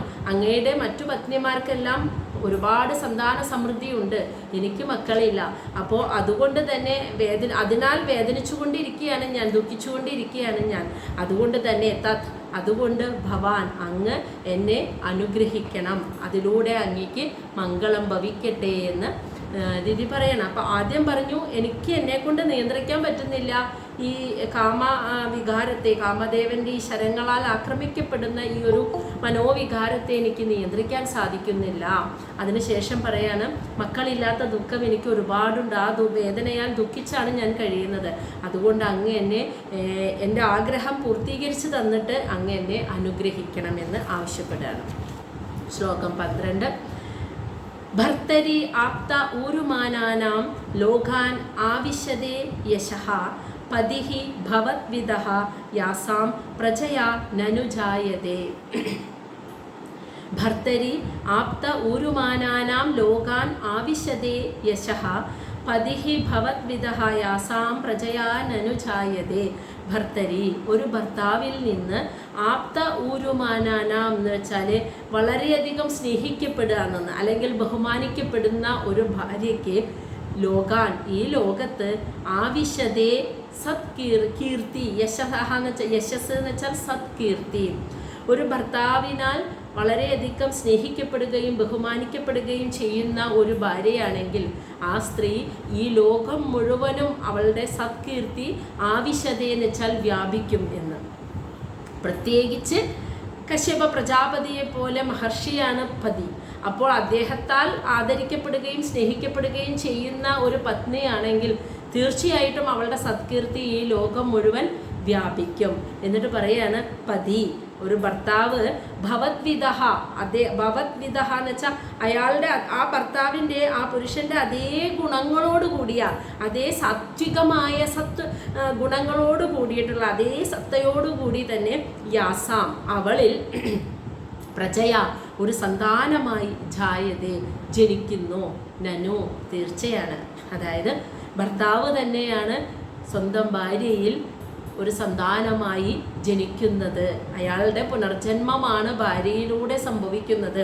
അടുത്തൊരു ജന്മം ആ വ്യക്തി തന്നെയാണ് അദ്ദേഹത്തിൻ്റെ അതേ ഗുണങ്ങളോടും രൂപങ്ങളോടും അതേ ഭാവത്തോടും എല്ലാം കൊണ്ടും ആ വ്യക്തി തന്നെയാണ്, ഒരു പുരുഷൻ തന്നെയാണ് അവൻ്റെ ഭാര്യയിലൂടെ ഒരു ആൺകുട്ടിയായോ പെൺകുട്ടിയായോ അതേ ഗുണങ്ങളോടുകൂടി ജനിക്കുന്നത്. അപ്പോൾ ഞാൻ ഇനി അങ്ങയിലൂടെ ഞാൻ ഗർഭിണിയായി പ്രസവിച്ചു കഴിഞ്ഞാൽ അങ്ങ് തന്നെയാണ് എന്നിലൂടെ ജനിക്കുന്നത്. അപ്പോൾ കശ്യപ മഹർഷിയെ പോലെ മഹത്തായ ഒരു വ്യക്തിത്വത്തിന് അമ്മയായി കഴിഞ്ഞാൽ എൻ്റെ യശസ് ഈ ലോകം മുഴുവൻ വ്യാപിക്കും. അപ്പോൾ എന്തൊക്കെ കാര്യങ്ങളാണ് ദിതി ആലോചിച്ച് കൂട്ടിയതെന്ന് ആലോചിക്കും. അതായത് അവരുടെ ആ ആഗ്രഹത്തെ അടക്കാൻ കഴിയാതെ വരുമ്പോൾ സ്വയം കുറേ ന്യായീകരണങ്ങൾ കണ്ടെത്തുക എന്ന് പറയില്ലേ, നമ്മളെല്ലാവർക്കും സംഭവിക്കുന്നതാണ് അല്ലേ. നമ്മുടെ മനസ്സിൽ എന്തെങ്കിലും ഒരു കാര്യം നമ്മൾ ചെയ്യാൻ നമ്മൾ ആഗ്രഹിച്ചു, നമ്മളത് ചെയ്യുമ്പോൾ നമ്മൾ സ്വയം അതിനെ കുറേ ന്യായീകരിക്കും. മറ്റുള്ളവർ എത്ര കുറ്റങ്ങൾ പറയുമ്പോഴും നമ്മൾ അതിനെ ന്യായീകരിക്കുന്നത് പോലെ, നമുക്ക് നമ്മളുടേതായ ന്യായങ്ങൾ ഉള്ളതുപോലെ. അതിന് കാരണം എന്താ? നമുക്ക് ആ ഒരു അവസ്ഥയെ, ആ ഒരു സമയത്തെ അങ്ങനെ കടക്കാൻ പറ്റുന്നുള്ളൂ. നമുക്കതിനെ നിയന്ത്രിക്കാനോ അതിനെ നിയന്ത്രിച്ച് വേറൊരു വഴിക്ക് നമുക്ക് പോകാൻ പറ്റുന്നില്ല. നമുക്ക് ആ സമയത്ത് മനസ്സ് നിയന്ത്രിക്കാൻ പറ്റുന്നില്ല. അതുകൊണ്ട് അത് എന്ത് തന്നെ കാര്യമായാലും അതുകൊണ്ട് അത് ചെയ്യുക തന്നെ, ആ കർമ്മം ചെയ്യുക തന്നെ ചെയ്തിട്ട് കടന്നു പോകുന്നു. അതിന് നമ്മുടെ മനസ്സ് തന്നെ കുറേ ന്യായീകരണങ്ങൾ കണ്ടുപിടിക്കുകയും ചെയ്യുന്നു. അതാണ് ഇവിടെ ദിതിക്ക് സംഭവിക്കുന്നത്. ദിതി പറയാണ്, ഒരു ഭർത്താവിനാൽ സ്നേഹിക്കപ്പെടുന്ന അല്ലെങ്കിൽ ബഹുമാനിക്കപ്പെടുന്ന ഭാര്യ ഈ ലോകം മുഴുവൻ അവളുടെ സത്കീർത്തി വ്യാപിക്കും. ഭർത്താവ് തന്നെയാണ് അതേ സദ്ഗുണങ്ങളോടുകൂടി അവളുടെ ഉള്ളിൽ ഒരു സന്താനമായിട്ട് വീണ്ടും ജനിക്കുന്നത്. അപ്പോൾ അങ്ങയിലുമായിട്ട് ഒന്നായി കഴിഞ്ഞ് അങ്ങയിലൂടെ കിട്ടുന്ന കുഞ്ഞ് അത് അങ്ങ് തന്നെയാണ് എന്നിലൂടെ ഇവിടെ നമ്മുടെ സന്താനമായിട്ട് ജനിക്കാൻ പോകുന്നത്. അതിലൂടെ എൻ്റെ യശസ് ഈ ലോകം മുഴുവൻ വ്യാപിക്കുകയും ചെയ്യും എന്ന് ദിതി പറയാണ്. ശ്ലോകം 13. പുരാ പിതാ നഹ ഭഗവാൻ ദക്ഷ ദുഹിത്രവത്സലഃ കം വൃണീതവരം വത്സ ഇതി അപ്രച്ഛദ നഃ പൃഥക്. പുരാ പിതാ നോ ഭഗവൻ ദക്ഷോ ദുഹിത്രവത്സലഃ കം വൃണീതവരം വത്സ ഇതി അപ്രച്ഛദ നഃ പൃഥക്. എന്നിട്ട് ദിതി പറയാണ്, പുരാ പണ്ട്, പിതാ നഹ ഞങ്ങളുടെ പിതാവായിട്ടുള്ള ഭഗവാൻ ദക്ഷഃ ഭഗവാൻ ദക്ഷ പ്രജാപതി. ഭഗവാൻ എന്ന് വിളിക്കുന്നത് എന്തുകൊണ്ടാണെന്നറിയാലോ അല്ലേ? ഭഗം ഉള്ളവൻ ഭഗവാൻ. ഭഗം എന്ന 6 ഗുണങ്ങൾ ആരിലാണോ ഉള്ളത് അവനെയാണ് ഭഗവാൻ എന്ന് വിളിക്കുന്നത്. അപ്പോൾ ആ 6 ഗുണങ്ങളോട് കൂടിയവനായിരുന്നു ദക്ഷ പ്രജാപതി. അതാണ് പറയുന്നത്, ഭഗവാൻ പണ്ട് ഞങ്ങളുടെ പിതാവായ ഭഗവാൻ ദക്ഷ പ്രജാപതി ദുഹിത്രവത്സല പുത്രിമാരോട് വളരെയധികം വാത്സല്യമുള്ള ഞങ്ങളുടെ അച്ഛൻ. കം ആരെയാണ്? കം എന്ന് വെച്ചാൽ ആരെയാണ്? വൃണീത. വൃണീത എന്ന് വെച്ചാൽ നിങ്ങൾ വരിക്കുന്നത്. വരം എന്ന് വെച്ചാൽ ഭർത്താവായിട്ട്. നിങ്ങൾ ആരെയാണ് ഭർത്താവായി സ്വീകരിക്കുന്നത്? വത്സ അല്ലയോ പുത്രിമാരെ. ഇതി ഇപ്രകാരം അപ്രച്ഛദ നഹ പൃഥക്. നഹ എന്ന് വെച്ചാൽ ഞങ്ങളോട്, പൃഥക് എന്ന് വെച്ചാൽ വെവ്വേറെ വെവ്വേറെ. കുറേ പെൺമക്കളുണ്ടല്ലോ, അപ്പോൾ വെവ്വേറെ വെവ്വേറെ അപ്രച്ഛദ ചോദിച്ചു എന്ന്. പണ്ട് ഇപ്പോൾ വിവാഹത്തിന് മുൻപുള്ള കാര്യവും പറയാണ് ദിതി. പണ്ട് ഞങ്ങളുടെ പിതാവായിട്ടുള്ള ദക്ഷ പ്രജാപതി പുത്രിമാരോട് നല്ല വാത്സല്യമുള്ള പിതാവാണ്. അപ്പോൾ ഒരു ദിവസം ഞങ്ങളുടെ അച്ഛൻ പിതാവ് ഞങ്ങളോട് ചോദിച്ചു, അല്ലയോ പുത്രിമാരെ, നിങ്ങൾ ആരെയാണ് ഭർത്താവായിട്ട് വരിക്കാൻ പോകുന്നത്? അതിന് നിങ്ങൾ ആരെയാണ് ഭർത്താവായി കിട്ടാൻ ആഗ്രഹിക്കുന്നത് എന്ന് ഞങ്ങൾ ഓരോ പെൺമക്കളോടും വെവ്വേറെ വെവ്വേറെ ഞങ്ങളുടെ പിതാവായ ദക്ഷ പ്രജാപതി ചോദിച്ചു എന്ന്. ശ്ലോകം 14. സഹ വിദിത്വ ആത്മജാനാം നഹ ഭാവം സന്ധാനഭാവനഃ ത്രയോദശ അദദാത് താസാം. ത്രയോദശ അദദാത് താസാം യഹ തേ യാസ്തേ യഹ തേ ശീലം അനുവൃതഃ. സ വിദിത്വ ആത്മജാനാം നഹ ഭാവം സന്ധാനഭാവനഃ ത്രയോദശ അദദാത് താസാം യഹ തേ ശീലം അനുവൃതഃ. സന്താനഭാവനഃ പെൺമക്കളുടെ സന്താനങ്ങൾക്ക് നല്ലത് വരണമെന്ന് ആഗ്രഹിക്കുന്ന, മംഗളം ഭവിക്കണമെന്ന് മാത്രം ആഗ്രഹിക്കുന്ന സഹ എന്ന് വെച്ചാൽ ഞങ്ങളുടെ പിതാവായിട്ടുള്ള ദക്ഷ പ്രജാപതി. വിദിത്വ എന്ന് വെച്ചാൽ മനസ്സിലാക്കിയെന്ന്. ആത്മജാനാം പെൺമക്കളായിട്ടുള്ള നഹ ഞങ്ങളുടെ ഭാവം മനസ്സിലെ ആഗ്രഹം എന്ന്. അപ്പോൾ സന്താനങ്ങൾക്ക് സദ്ഗതി വരണമെന്ന് മാത്രം ആഗ്രഹിക്കുന്ന ഞങ്ങളുടെ പിതാവ് പെൺമക്കളായിട്ടുള്ള ഞങ്ങളുടെ മനസ്സിലെ ആഗ്രഹം മനസ്സിലാക്കി. എന്നിട്ട് ത്രയോദശ ഞങ്ങൾ 13 പെൺമക്കളെയും അദദാത് നൽകി. താസാം ഞങ്ങളുടെ എല്ലാവരുടെയും മനസ്സിലെ ആഗ്രഹം അങ്ങയെ വിവാഹം കഴിക്കണമെന്നായിരുന്നു. അപ്പോൾ അത് മനസ്സിലാക്കിയിട്ട് ഞങ്ങൾ എല്ലാ പെൺമക്കളെയും നൽകിയെന്ന്. ആർക്കാ നൽകിയത്? യഹ അത്, തേ യഹ ശീലം അനുവൃതഃ. യഹ തേ ഏതൊരാൾക്കാണോ തേ അങ്ങേക്ക്, ശീലം അനുവൃതഃ എന്ന് വെച്ചാൽ നല്ല ശീലം മാത്രം പിന്തുടരുന്ന, അത്രയധികം സത്സ്വഭാവമുള്ള, നല്ല സാത്വിക ഭാവമുള്ള, നല്ല ശീലത്തെ പിന്തുടരുന്ന അങ്ങേക്ക് ഞങ്ങൾ 13 പെൺമക്കളെയും ഞങ്ങളുടെ മനസ്സിലെ ആഗ്രഹം മനസ്സിലാക്കിയിട്ട് ഞങ്ങളുടെ പിതാവ് അങ്ങേക്ക് വിവാഹം കഴിച്ച് നൽകി എന്നാണ് പറയുന്നത്. ശ്ലോകം 15. അപ്പം അത്രയും പറയാണ്, അത്രയും ഞങ്ങൾ ആഗ്രഹിച്ചിരുന്നു അങ്ങയെ പതിയായി കിട്ടണമെന്ന്. അപ്പം അത്രയും ആഗ്രഹത്തോടു കൂടി ഞങ്ങൾ വിവാഹം കഴിച്ച എൻ്റെ ഭർത്താവാണ്. അപ്പോൾ എൻ്റെ ഈ ആഗ്രഹത്തെ അങ്ങ് സാധിച്ചു തരണം എന്നാണ് ദിതി പറയുന്നത്. ശ്ലോകം 15. അതമേ കുരു കല്യാണ കാമം കഞ്ചവിലോചന ആർത്ത ഉപസർപ്പണം ഭൂമൻ അമോഘം ഹി മഹീയസി. അതായത് കല്യാണ എന്നുവെച്ചാൽ കശ്യപ പ്രജാപതിയെ വിളിക്കുകയാണ് കേട്ടോ. കല്യാണം എന്ന് വെച്ചാൽ മംഗളം, കല്യാണ എന്ന് വെച്ചാൽ നല്ല മംഗളമായ രൂപത്തോട് മംഗളസ്വരൂപമായ മഹർഷേ, മംഗളസ്വരൂപ, കഞ്ചവിലോചന അതായത് താമരപ്പൂ പോലെയുള്ള കണ്ണുകളുള്ളവനെ, അതാ ആയതിനാൽ മേ എൻ്റെ കാമം ഈ ആഗ്രഹത്തെ കുരു അങ്ങ് സാധിച്ചു തന്നാലും. ആർത്ത ഉപസർപ്പണം, ഉപസർപ്പണം എന്ന് വെച്ചാൽ ദുഃഖത്തോടുകൂടി അങ്ങയെ സമീപിക്കുന്ന ഭൂമൻ. ഭൂമൻ എന്ന് വെച്ചാൽ മഹത് വ്യക്തിയെ വിളിക്കുന്നതാണ്. അല്ലയോ മഹാത്മാവെ, ദുഃഖത്തോടുകൂടി അങ്ങയെ സമീപിക്കുന്നവർക്ക് അമോഘം, അവരാഗ്രഹിക്കുന്നത് എന്താണോ അത് അനുഗ്രഹിച്ചു നൽകുന്ന മഹീയസി, മഹത് വ്യക്തിത്വമാണ് അങ്ങ്. അപ്പൊ അങ്ങയുടെ പത്നി തന്നെയാണ് വലിയൊരു ദുഃഖത്തോടു കൂടി കാമ ആസക്തിയാൽ പീഡിപ്പിക്കപ്പെട്ട് ഈ ആഗ്രഹ പൂർത്തീകരണത്തിനായി അങ്ങയുടെ മുന്നിൽ വന്ന് നിൽക്കുന്നത്. ദുഃഖത്തോടു കൂടി അങ്ങയെ സമീപിക്കുന്നവരുടെ ആഗ്രഹങ്ങളെ സാധിപ്പിച്ചു കൊടുക്കുന്ന മഹത് വ്യക്തിയായ അങ്ങ്, താമരപ്പൂ പോലെ കണ്ണുകളുള്ള കല്യാണസ്വരൂപനായ മഹർഷിയെ, കശ്യപ പ്രജാപതിയെ വിളിക്കുകയാണ് മഹർഷിയെ, അതുകൊണ്ട് അങ്ങ് എൻ്റെ ആഗ്രഹം സാധിച്ചു തന്നാലും. മനസ്സിലായില്ലേ? അപ്പോൾ ആദ്യം തന്നെ ഭർത്താവിനോട് തൻ്റെ അവസ്ഥ എന്താണെന്ന് പറഞ്ഞു. കാമദേവനാൽ പീഡിപ്പിക്കപ്പെട്ട് ആ ഒരു കാമ ആഗ്രഹത്തോടു കൂടി ഒരു സന്താനം ഉണ്ടാവണമെന്ന അതിയായ ആഗ്രഹത്തോടു കൂടിയാണ് ഞാനിവിടെ വന്ന് നിൽക്കുന്നത്. എന്നെ ഈ ഒരു സമയം ഇണചേരാൻ ഞാൻ അങ്ങയെ ദയവായി അത് അപേക്ഷിക്കുകയാണ്. അതിന് കാരണം അങ്ങയുടെ മറ്റു പത്നിമാരായിട്ടുള്ള എൻ്റെ സപത്നിമാർക്കൊക്കെ സന്താന സമൃദ്ധിയുണ്ട്. പക്ഷെ ഒരു കുഞ്ഞില്ലാത്തതിൻ്റെ ദുഃഖം അതിയായി എനിക്കുള്ളത് കൊണ്ട് അങ്ങ് എനിക്ക് അനുഗ്രഹം നൽകിയാലും. എന്നിട്ട് പറയാണ്, ഒരു പുരുഷൻ്റെ ഭർത്താവിൻ്റെ സ്നേഹവും ആ ഒരു അവരുടെ ആ ഒരു ബഹുമാനവും അത് ലഭിക്കുന്ന സ്ത്രീ ആ ലോകം മുഴുവൻ അവളുടെ സത്കീർത്തി. പ്രത്യേകിച്ച് ഇതുപോലൊരു മഹാനായ മഹർഷിയുടെ പത്നി, തീർച്ചയായിട്ടും അദ്ദേഹത്തിൻ്റെ സ്നേഹവും ബഹുമാനവും ലഭിക്കുന്നുണ്ടെങ്കിൽ എൻ്റെ യശസ് സത്കീർത്തി ലോകം മുഴുവൻ വ്യാപിക്കും.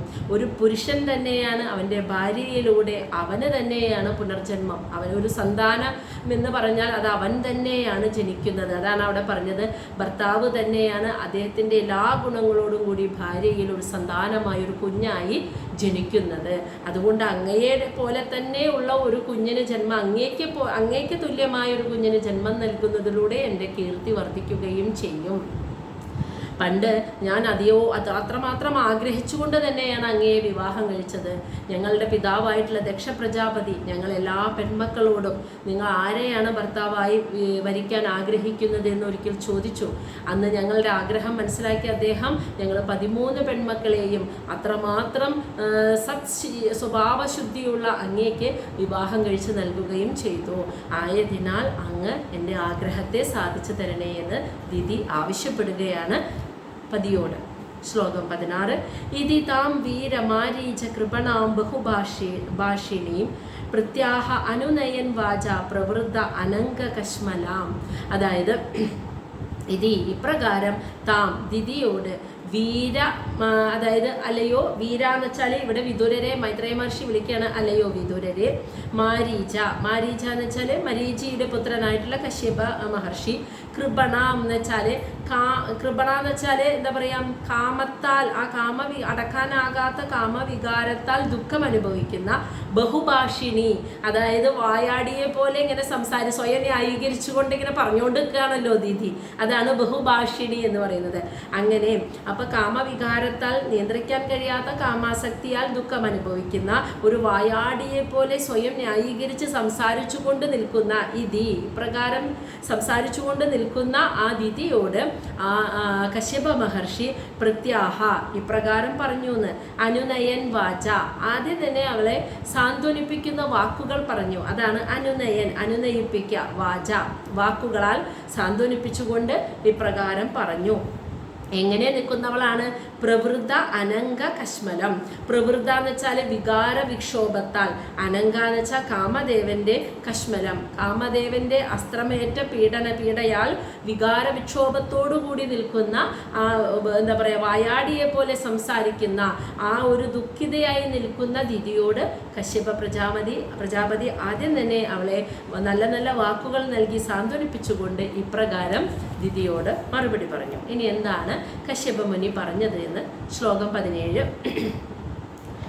ഏഷാ തേ അഹം വിദാസ്യാമി പ്രിയം ഭീരു യത് ഇച്ഛസി തസ്യാ കാമം ന ഖഹ കുര്യാത് സിദ്ധി ത്രൈവർഗികി യതഃ. അതായത് ഏഷാ ഈ, തേ എന്ന് വെച്ചാൽ നിന്റെ, അഹം എന്ന് വെച്ചാൽ ഞാൻ, വിദസ്യാമി എന്ന് വെച്ചാൽ നിറവേറ്റിത്തരാം, പ്രിയം എൻ്റെ പ്രിയപ്പെട്ടവളെ എന്ന്.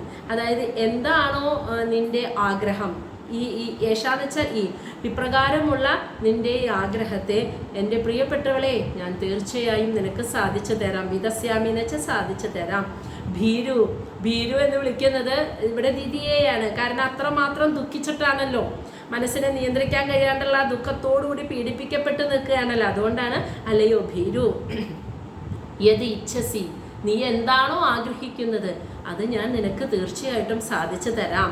എന്നിട്ട് പറയാണ് തസ്യാഹ, ഏതൊരു സ്ത്രീയാണോ കാമം ആഗ്രഹിക്കുന്നത്, നഹ എന്ന് വെച്ചാൽ ആർക്കാണെന്ന്, ന കുര്യാത്ത് സാധിച്ചു കൊടുക്കാൻ പറ്റാത്തത്, ഏതൊരു പത്നിയാണോ ഇപ്രകാരം ഒരു ആവശ്യം ഭർത്താവിനോട് പറയുന്നത് അത് ഏതു ഭർത്താവാണ് സാധിച്ചു കൊടുക്കാത്തത്? അതാണ് പറയുന്നത് കഹ എന്ന് വെച്ചാൽ ആരാണ് ന കുര്യാത്ത് ഇത് സാധിച്ചു കൊടുക്കാത്തത്. എന്നിട്ട് പറയുന്ന ആവശ്യത്തിനൊരു പ്രത്യേകത ഉണ്ട് കേട്ടാ, സിദ്ധി അത് സാധിച്ചു കൊടുക്കും. എപ്പോ? ത്രൈവർഗികി എന്ന് വെച്ചാൽ ആ 3 കാര്യങ്ങളോട് കൂടിയിട്ടുള്ളത്. യഥഹ എന്ന് വെച്ചാൽ ആരാണോ, ഏതു ഭാര്യയാണോ ആ 3 കാര്യങ്ങളോട് കൂടിയിട്ടുള്ള ആവശ്യം പറയുന്നത് അത് ഏതൊരു ഭർത്താവാണ് സാധിച്ചു കൊടുക്കാത്തതെന്ന്. ആ 3 കാര്യങ്ങൾ എന്ന് വെച്ചാൽ എന്താ? ഈ ലോകത്ത് ജീവിക്കുമ്പോൾ പാലിക്കേണ്ടതായിട്ടുള്ള ജീവിത മൂല്യങ്ങളെയാണ് നമ്മൾ പുരുഷാർത്ഥം എന്ന് പറയുന്നത്. ധർമ്മം, അർത്ഥം, കാമം, മോക്ഷം. അതിൽ മോക്ഷത്തെ മാറ്റി നിർത്തിയാൽ ആദ്യത്തെ 3 ധർമ്മം, അർത്ഥം, കാമം, ധാർമ്മികമായ രീതിയിൽ അർത്ഥവും സുഖസൗകര്യങ്ങളും സമ്പാദിക്കുന്നതും കാമം അനുഭവിക്കുന്നതും. അതാണ് ധർമ്മം, അർത്ഥം, കാമം. അങ്ങനെ ജീവിക്കുമ്പോൾ മോക്ഷത്തിന് യോഗ്യമാകുന്നതാണ് 4ാമത്തെ. അതാണ് പുരുഷാർത്ഥങ്ങൾ.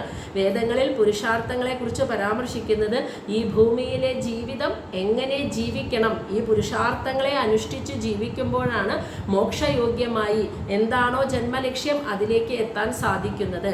അല്ലാതെ ഒരിക്കൽ വേദത്തിൽ പോലും ഇതൊന്നും അനുഭവിക്കരുത് എന്ന് പറയുന്നില്ല എന്ന്.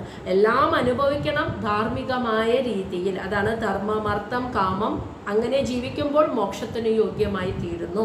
മോക്ഷം എന്ന ആത്യന്തികമായ ലക്ഷ്യത്തിലേക്ക് മനുഷ്യൻ യോഗ്യനായി തീരുന്നു.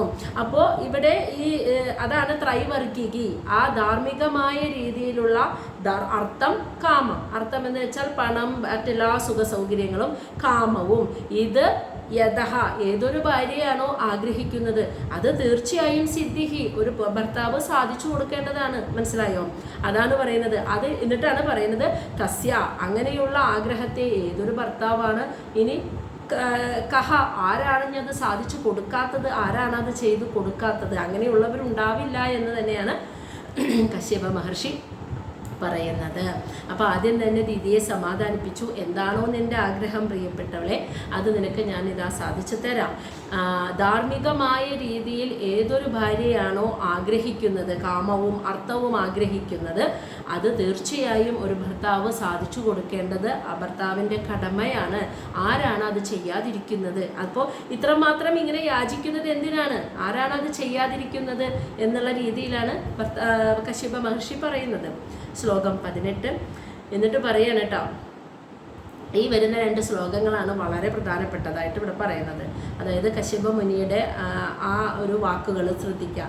സർവ ആശ്രമാൻ ഉപധായ സ്വാശ്രമേണ കളത്രവാൻ വ്യസനാർണവം അത്യേതി ജലയാനേ യഥാ അർണവം. സർവ ആശ്രമാൻ ഉപധായ സ്വാശ്രമേണ കളത്രവാൻ വ്യസനാർണവം അത്യേതി ജലയാനേ യഥാ അർണവം. അതായത് അർണവം ഒരു സമുദ്രം യഥാ എപ്രകാരമാണോ ജലയാനേ എന്ന് വെച്ചാൽ കപ്പല് ഒരു വാഹനം വെള്ളത്തിലൂടെ ഓടുന്ന വാഹനം എന്ന് വെച്ചാൽ കപ്പൽ, ജലയാനേ എന്ന് വെച്ചാൽ ഒരു കപ്പൽ ഉപയോഗിച്ച് ഒരു മഹാസമുദ്രത്തെ എപ്രകാരമാണോ തരണം ചെയ്യുന്നത്. ഒരു കപ്പലുണ്ടെങ്കിലാണല്ലോ നമുക്കത് അതിലിരുന്ന് വലിയ ആപത്തുകൾ പറ്റാതെ സമുദ്രത്തെ മറികടക്കാൻ തരണം ചെയ്യാൻ സാധിക്കുന്നത്. അതുപോലെ അതാണ് ആ പറയുന്നത് യഥാർണവം ഒരു സമുദ്രത്തെ ഒരു കപ്പൽ ഉപയോഗിച്ച് എപ്രകാരമാണോ മറികടക്കാൻ സാധിക്കുന്നത് അതുപോലെയാണെന്ന് കളത്രവാൻ സ്വന്തം ഭാര്യയോടൊപ്പം ആശ്രമേണ സ്വന്തം ആശ്രമം ഏതാ ഭാര്യയോടൊപ്പം കഴിയുന്ന ആശ്രമം ഗാർഹസ്ഥ്യം. ബ്രഹ്മചര്യം, ഗാർഹസ്ഥ്യം, വാനപ്രസ്ഥം, സന്യാസം. അതിൽ ഗാർഹസ്ഥ്യമാണ് പത്നിയോടൊപ്പം കഴിയുന്നത്. വിവാഹം നടക്കുന്ന ആശ്രമം എന്ന് പറയുന്നത് രണ്ടാമത്തെ കാലഘട്ടം. ആ സ്വന്തം ആശ്രമമായ ഗാർഹസ്ഥ്യ ജീവിതത്തിൽ സ്വന്തം ഭാര്യയോടൊപ്പം ഒരുവൻ വ്യസനാർണവം അത്യേതി. വ്യസനാർണവം എന്ന് വെച്ചാൽ ഈ ലോക ജീവിതമാവുന്ന നിരവധി വ്യസനങ്ങളും ദുഃഖങ്ങളും പ്രതിസന്ധികളും തരണം ചെയ്തിട്ടുള്ള ഈ ജീവിതത്തെ അത്യേതി എന്ന് വെച്ചാൽ മറികടക്കുന്നു, ഭാര്യയോടൊപ്പം അത് തരണം ചെയ്യാൻ സാധിക്കുന്നു എന്ന്.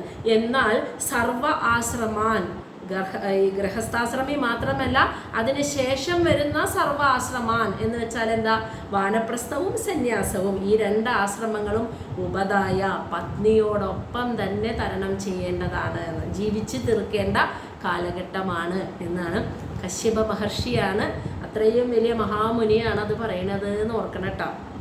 അതായത് ഒരു മഹാസമുദ്രത്തെ ഒരു കപ്പലിലിരുന്നു കൊണ്ട് സുരക്ഷിതമായ ഒരാൾ മറികടക്കുന്നത് പോലെ ഒരു കപ്പൽ ഉപയോഗിച്ചാൽ ആ കപ്പല് ഇരുന്നു കൊണ്ട് പോകുമ്പോൾ വലിയ ആപത്തുകൾ പെടാതെ ചുഴിയിൽ അയാൾ മറികടക്കുന്നത് പോലെ ഒരു പുരുഷന് ഈ ഭൂമിയിലെ ജീവിതത്തിൽ അവൻ്റെ ജീവിതത്തിൽ എല്ലാ പ്രതിസന്ധികളെയും ഒരുപാട് ഉത്തരവാദിത്തങ്ങളും പ്രതിസന്ധികളും കർമ്മഭാരവും എല്ലാം കൊണ്ട് ജീവിക്കുന്ന ഒരു പുരുഷന് വളരെ എന്താ പറയുക അവൻ്റെ ഭാരത്തിൻ്റെ ഒരു പകുതി പത്നിക്ക് നൽകിയിട്ട് ആ ചുമതലകളും ആ ഉത്തരവാദിത്തങ്ങളും ആ കർമ്മഭാരവും പകുതി ഭാര്യയ്ക്ക് നൽകിക്കൊണ്ട് വളരെ സമാധാനത്തോടു കൂടിയിട്ട് ഈ ലോക ജീവിതമാകുന്ന മഹാസാഗരത്തെ തരണം ചെയ്യാനായിട്ട് സാധിക്കും.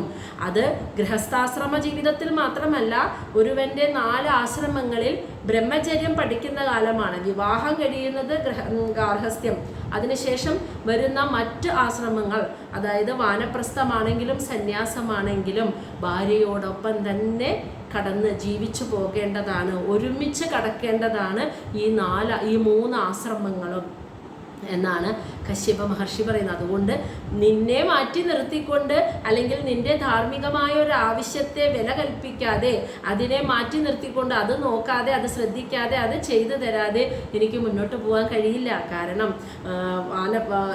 ഗൃഹസ്ഥാശ്രമമാണെങ്കിലും വാനപ്രസ്ഥമാണെങ്കിലും സന്യാസമാണെങ്കിലും ഒരു മനുഷ്യൻ്റെ ഈ 3 ആശ്രമങ്ങളിലും സ്വന്തം പത്നിയോടൊപ്പം തന്നെയാണ് അവൻ അത് കടന്നു പോകേണ്ടത്. അത് ആ അവസ്ഥകളെ ആ ജീവിത കാലഘട്ടങ്ങളിലെ നിഷ്ഠകളെ അനുഷ്ഠിക്കേണ്ടത്. കാരണം എന്താണെന്ന് വെച്ചാൽ ഒരു മഹാസാഗരത്തെ ആ സാഗരത്തെ സുരക്ഷിതമായി മറികടക്കാൻ പത്നിയോടൊപ്പമാണ് ഒരാൾക്ക് കപ്പലിൽ ഇരുന്നു കൊണ്ടാണ് ഒരാൾക്കൊരു മഹാസാഗരത്തെ മറികടക്കാൻ സാധിക്കുന്നത്. അങ്ങനെ മഹാസാഗരമാകുന്ന ഈ ലോക ജീവിതത്തെ സ്വന്തം പത്നിയോടൊപ്പമാണ് വളരെ അനായാസം ഈ ഭൂമിയിലെ ഈ ലോക ജീവിതത്തെ മറികടക്കാൻ ഒരു പുരുഷന് സാധിക്കും. അതുകൊണ്ട് ഗാർഹസ്ഥ്യം എന്ന കാലഘട്ടത്തിൽ മാത്രമല്ല വാനപ്രസ്ഥത്തിൻ്റെ പ്രത്യേകത എന്താ? എല്ലാത്തിൽ നിന്നും ഒരു വിരക്തി, അതായത് മനസ്സുകൊണ്ട് കുടുംബത്തിലിരിക്കുകയാണെങ്കിൽ പോലും അത് പണ്ടത്തെ കാലഘട്ടങ്ങളിൽ വാനപ്രസ്ഥം എന്ന് പറഞ്ഞാൽ വീടൊക്കെ ഉപേക്ഷിച്ച് കാട്ടിൽ പോയി തപസ്സിരിക്കാന്നാണ്. എന്നാൽ കലിയുഗത്തിൽ അതിന് പ്രസക്തിയില്ല. കലിയുഗത്തിൽ കുടുംബത്തിൽ ജീവിക്കുന്നവനാണെങ്കിലും മനസ്സാൽ എല്ലാത്തിനോടുമുള്ള ആസക്തി, നമ്മുടെ മനസ്സിൽ ഇന്നതൊക്കെ അനുഭവിക്കണം എന്നുള്ള അതിയായ ഒരു ആഗ്രഹം ഉണ്ടാവല്ലോ, ഈ ആഗ്രഹങ്ങളിൽ നിന്നൊക്കെ മനസ്സിനെ വിടുവിക്കുക. അതായത് ഈ ആഗ്രഹങ്ങളെയൊക്കെ ഗൃഹസ്ഥാശ്രമ കാലഘട്ടങ്ങളിൽ എല്ലാ ആഗ്രഹങ്ങളെയും വേണ്ടുവോളം അനുഭവിച്ച് പൂർത്തീകരിച്ചിട്ട് വാനപ്രസ്ഥം വരുമ്പോൾ മനസ്സിനെ ഇന്ദ്രിയ നിയന്ത്രണം, മനസ്സിനെയും ഇന്ദ്രിയങ്ങളെയും നിയന്ത്രിക്കാം. പഞ്ചേന്ദ്രിയങ്ങളെയും കർമ്മേന്ദ്രിയങ്ങളെയും മനസ്സിനെയും നിയന്ത്രിക്കുന്ന കാലം, അതാണ് വാനപ്രസ്ഥം. അങ്ങനെ നിയന്ത്രിച്ച് മറ്റെല്ലാ ഭൗതിക ആസക്തികളിൽ നിന്നും മനസ്സ് പതുക്കെ പതുക്കെ വിരക്തമായി ഇരുന്ന് പിന്നീട് വരുന്ന 4ാമത്തെ ആശ്രമം സന്യാസം.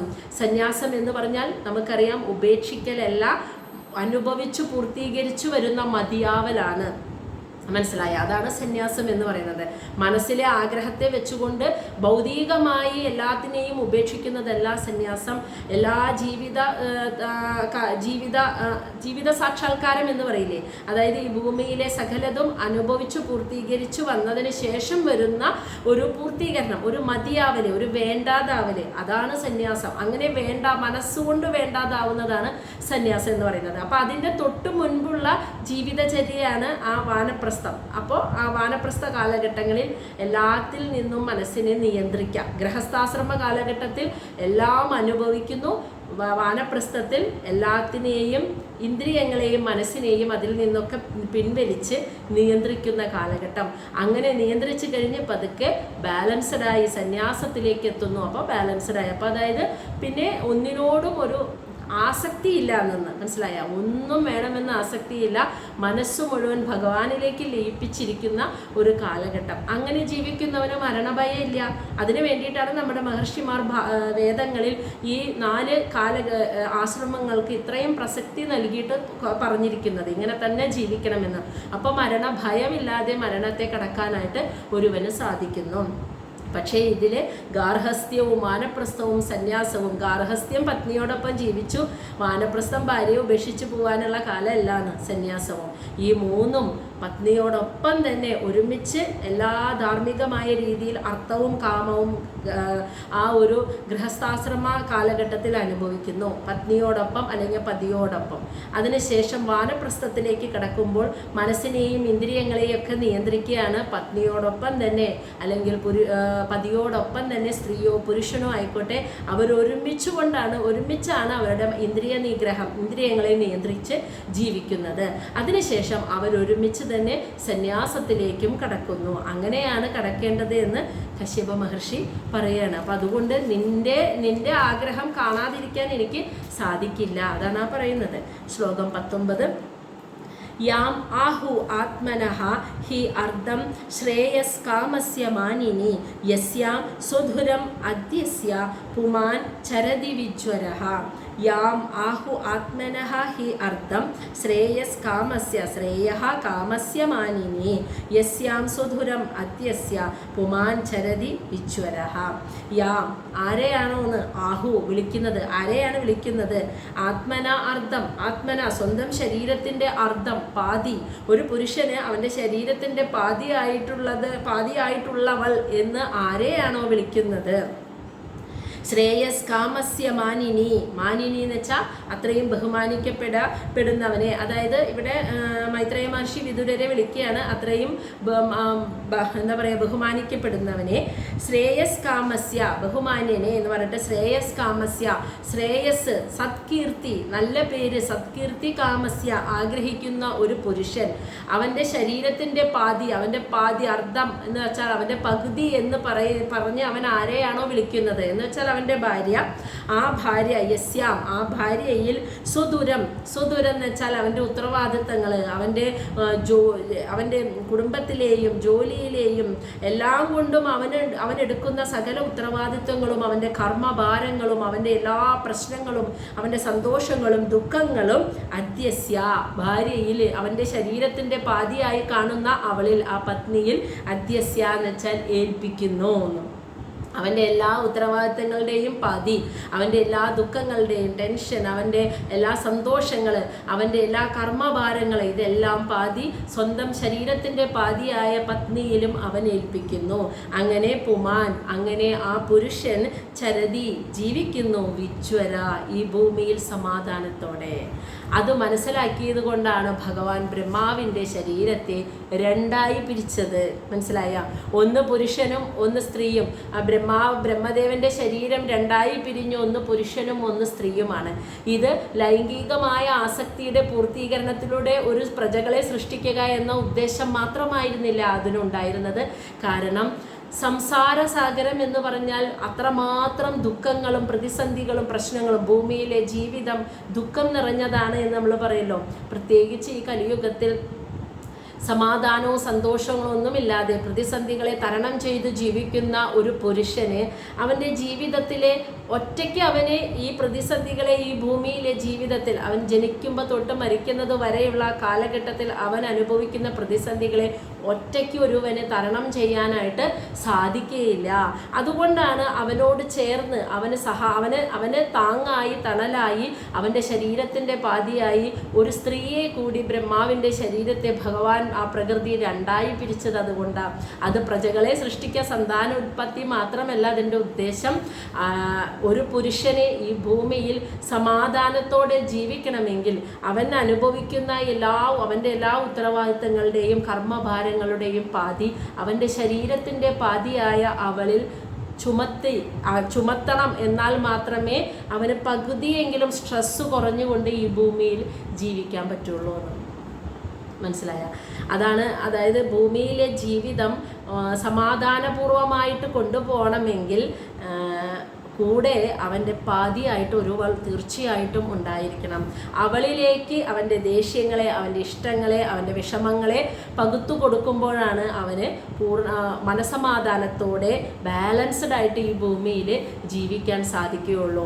അതുകൊണ്ടാണ് ആ പ്രകൃതി ബ്രഹ്മദേവൻ്റെ ശരീരത്തെ രണ്ടായി തന്നെ പകുത്ത്, പുരുഷനോടൊപ്പം സ്ത്രീയും സ്ത്രീയോടൊപ്പം പുരുഷനും. ഇവിടെ ആരുടെയും അടിമയോ അല്ലെങ്കിൽ ആർക്കും താഴെയോ മുകളിലോ അല്ല. കാരണം ബ്രഹ്മാവിൻ്റെ ശരീരം ഒന്നായിട്ട് അല്ല ഉണ്ടായത്, രണ്ടായി തത്സമയം രണ്ടായി പിരിയാ. ഒരുമിച്ചാണ് അവർ ജനിച്ചത്.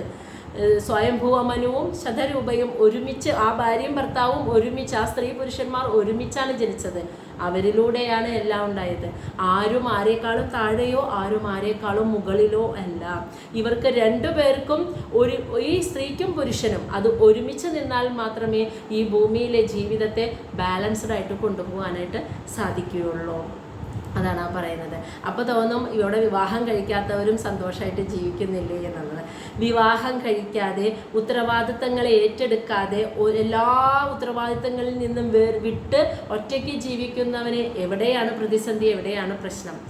അതേസമയം ഒരു കുടുംബത്തിൽ ഒരു ഗൃഹസ്ഥാശ്രമിയായി ജീവിക്കുന്നവൻ എന്തൊക്കെ കാര്യങ്ങളെ അവൻ തരണം ചെയ്യേണ്ടതായി വരുന്നു. കുടുംബത്തിലെ കാര്യങ്ങൾ, മക്കളുടെ കാര്യങ്ങൾ, അച്ഛനമ്മമാരുടെ കാര്യങ്ങൾ, എല്ലാ കാര്യങ്ങളും, ജോലിയുടെ കാര്യങ്ങൾ, സാമ്പത്തിക ഭദ്രത, എന്തൊക്കെ കാര്യങ്ങൾ തരണം ചെയ്യേണ്ടി വരുന്നു. അവിടെ കൂട്ടായിട്ട് പാതിയായിട്ട് ഒരു പുരുഷന് സ്ത്രീയും സ്ത്രീക്ക് പുരുഷനായിട്ടും ഉണ്ടാവുമ്പോൾ മാത്രമാണ് കുടുംബം ആകുന്നത്. അതാണ് ഇവിടെ പറയുന്നത്. അതുകൊണ്ട് തീർച്ചയായും നിന്റെ ആഗ്രഹത്തിന് പ്രാധാന്യമുണ്ട് എന്ന് തന്നെയാണ് കശ്യപ മഹർഷി പറയുന്നത്. ഇനി ശ്ലോകം 20. യാം ആശ്രിത്യ ഇന്ദ്രിയ ആരാധീൻ ദുർജയാൻ ഇതര ആശ്രമേ വയം ജയേമ ഹേളാഭി ദസ്യൂൻ ദുർഗപതി യഥാ. യാം ആശ്രിത്യ ഇന്ദ്രിയ ആരാധീൻ ദുർജയാൻ ഇതരാശ്രമേ വയം ജയേമ ഹേളാഭി ദസ്യൂൻ ദുർഗപതി യഥാ. അപ്പോൾ ഇവിടെ എന്താണ് പറയുന്നതെന്നറിയോ? ഇതര ആശ്രമേ, മറ്റ് 2 ആശ്രമങ്ങളെ, അതായത് വാനപ്രസ്ഥവും സന്യാസവും, ഈ 2 ആശ്രമങ്ങളിൽ ദുർജയാൻ, അതായത് കീഴടക്കാൻ കഴിയാത്ത, അതീവ ജയിക്കാൻ പ്രയാസമുള്ള അല്ലെങ്കിൽ കീഴടക്കാൻ വളരെയധികം പ്രയാസമുള്ള ഇന്ദ്രിയ ആരാധീൻ, ഇന്ദ്രിയ നിയന്ത്രണം, മനസ്സിലായേ? പഞ്ചേന്ദ്രിയങ്ങളെ, കർമ്മേന്ദ്രിയങ്ങളെ, മനസ്സ്, ഈ 11 ഇന്ദ്രിയങ്ങളെ നിയന്ത്രിക്കലേ എന്ന് പറയുന്നത് യാം ആശ്രിത്യ. യാം എന്ന് വെച്ചാൽ ഭാര്യയെ ആശ്രയിച്ചിട്ട്, വയം എന്ന് വെച്ചാൽ ഗൃഹസ്ഥാശ്രമിയായി ജീവിക്കുന്ന ഒരു പുരുഷൻ, ഹേളാബി എന്ന് വെച്ചാൽ അനായാസം, ജയേമ സാധിക്കുന്നു, ജയിക്കുന്നു. വാനപ്രസ്ഥത്തിലും സന്യാസത്തിൻ്റെതായ രീതിയിൽ പത്നിയോടൊപ്പം അല്ലാതെ ഒറ്റയ്ക്ക് ഞാൻ ആധ്യാത്മികമായി പോവുകയാണെന്നുള്ള ആഗ്രഹം വെച്ച് അപ്പോൾ കുടുംബമൊക്കെ ഉപേക്ഷിച്ച് പത്നിയെ കുടുംബമില്ലാതെ അല്ലെങ്കിൽ വിവാഹം കഴിക്കാതെ, ഇനിയിപ്പോൾ വിവാഹം കഴിച്ചപ്പോൾ തന്നെ കുറച്ച് പ്രായം എത്തിയപ്പോൾ ഇനി എനിക്ക് വാനപ്രസ്ഥം സ്വീകരിക്കണം എന്ന് പറഞ്ഞ് കുടുംബവും പത്നിയെയൊക്കെ ഉപേക്ഷിച്ച് പോകുന്നവരുണ്ടല്ലോ. അങ്ങനെയുള്ള വാനപ്രസ്ഥവും സന്യാസവും അനുഷ്ഠിക്കുന്നവർക്ക് ഇന്ദ്രിയ നിഗ്രഹം എന്ന് പറയുന്നത് അത്യധികം ബുദ്ധിമുട്ടുള്ള ഒരു കാര്യമായിരിക്കുന്നത്. എന്നാൽ ഗൃഹസ്ഥാശ്രമത്തിൽ പത്നിയോടൊപ്പം ജീവിക്കുന്ന ഒരു പുരുഷൻ ആ ഇന്ദ്രിയ നിഗ്രഹം എന്നത്, ഭാര്യയെ ആശ്രയിച്ചിട്ട് ഇരിക്കുന്ന ഒരു പുരുഷൻ ഇന്ദ്രിയ നിഗ്രഹം എന്ന് പറയുന്നത് അനായാസം അവൻ ജയിക്കുന്നു, അതിൽ അവന് സാധിക്കുന്നു എന്ന്. എന്നിട്ടൊരു ഉദാഹരണം പറയാണ്. ദസ്യൂൻ എന്ന് വെച്ചാൽ ശത്രുക്കളെ, ആക്രമികളെ. ദുർഗപതി, ഒരു കോട്ടയുടെ പതി എന്ന് വെച്ചാൽ അതിനെ മേൽനോട്ടം വഹിക്കുന്ന അതിൻ്റെ രക്ഷകൻ. ഒരു കോട്ടയ്ക്കുള്ളിൽ കഴിയുന്ന അതിൻ്റെ പതിയായിട്ടുള്ള രക്ഷകൻ ആ കോട്ടയ്ക്കുള്ളിൽ ഇരുന്നു കൊണ്ട് ആ കോട്ടയെ ആക്രമിക്കാൻ വരുന്ന ദസ്യൂൻ, ആക്രമികളെ, ശത്രുക്കളെ എങ്ങനെയാണോ തോൽപ്പിക്കുന്നത്, യഥാ എന്നതുപോലെ ഈ ഒരു ഗൃഹസ്ഥാശ്രമത്തിൽ ഇരിക്കുന്ന ഒരു പുരുഷന് അല്ലെങ്കിൽ ഒരു സ്ത്രീക്ക് വളരെ നിഷ്പ്രയാസം ആ ഇന്ദ്രിയ നിഗ്രഹം അല്ലെങ്കിൽ ഇന്ദ്രിയങ്ങളെ ആകർഷിക്കുന്ന കാര്യങ്ങളുണ്ടല്ലോ, അതിനെ മറികടക്കാൻ, അതിനെ തോൽപ്പിക്കാനായിട്ട് സാധിക്കുമെന്ന്. അപ്പോൾ എങ്ങനെയാണ് അതിൻ്റെ ഉദാഹരണം?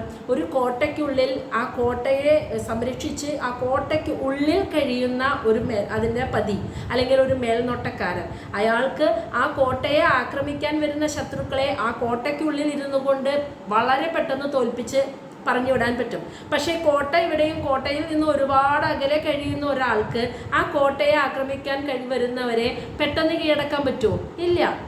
അയാൾ അതിൽ നിന്ന് ഒരുപാട് അകലെയാണ്, കോട്ടയിൽ നിന്ന് ഒരുപാട് അകലെയാണ് നിൽക്കുന്നത്.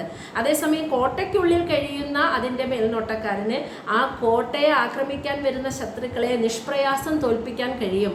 അതുപോലെ ഒരു ഗൃഹസ്ഥാശ്രമ ജീവിതം ഭാര്യയോടൊപ്പം കഴിയുന്ന ഒരുവന് ഇന്ദ്രിയങ്ങളെ ആകർഷിക്കുന്ന അല്ലെങ്കിൽ അവൻ്റെ ഇന്ദ്രിയങ്ങളെ കീഴടക്കാൻ ശ്രമിക്കുന്ന പല കാര്യങ്ങളും കാണാനും കേൾക്കാനും അനുഭവിക്കാനും ഒക്കെ പഞ്ചേന്ദ്രിയങ്ങൾ വഴിയും കർമ്മേന്ദ്രിയങ്ങൾ വഴി അയാളുടെ ജീവിതത്തിൽ, അയാളുടെ കണ്ണിനെ ആകർഷിക്കുന്ന, അയാളെ ശബ്ദരൂപത്തിൽ ആകർഷിക്കുന്ന, അയാളുടെ മനസ്സിനെ പിടിച്ചു വലിക്കുന്ന പല ഭൗതികമായ സാഹചര്യങ്ങൾ അയാളുടെ മുന്നിലുണ്ടാവും.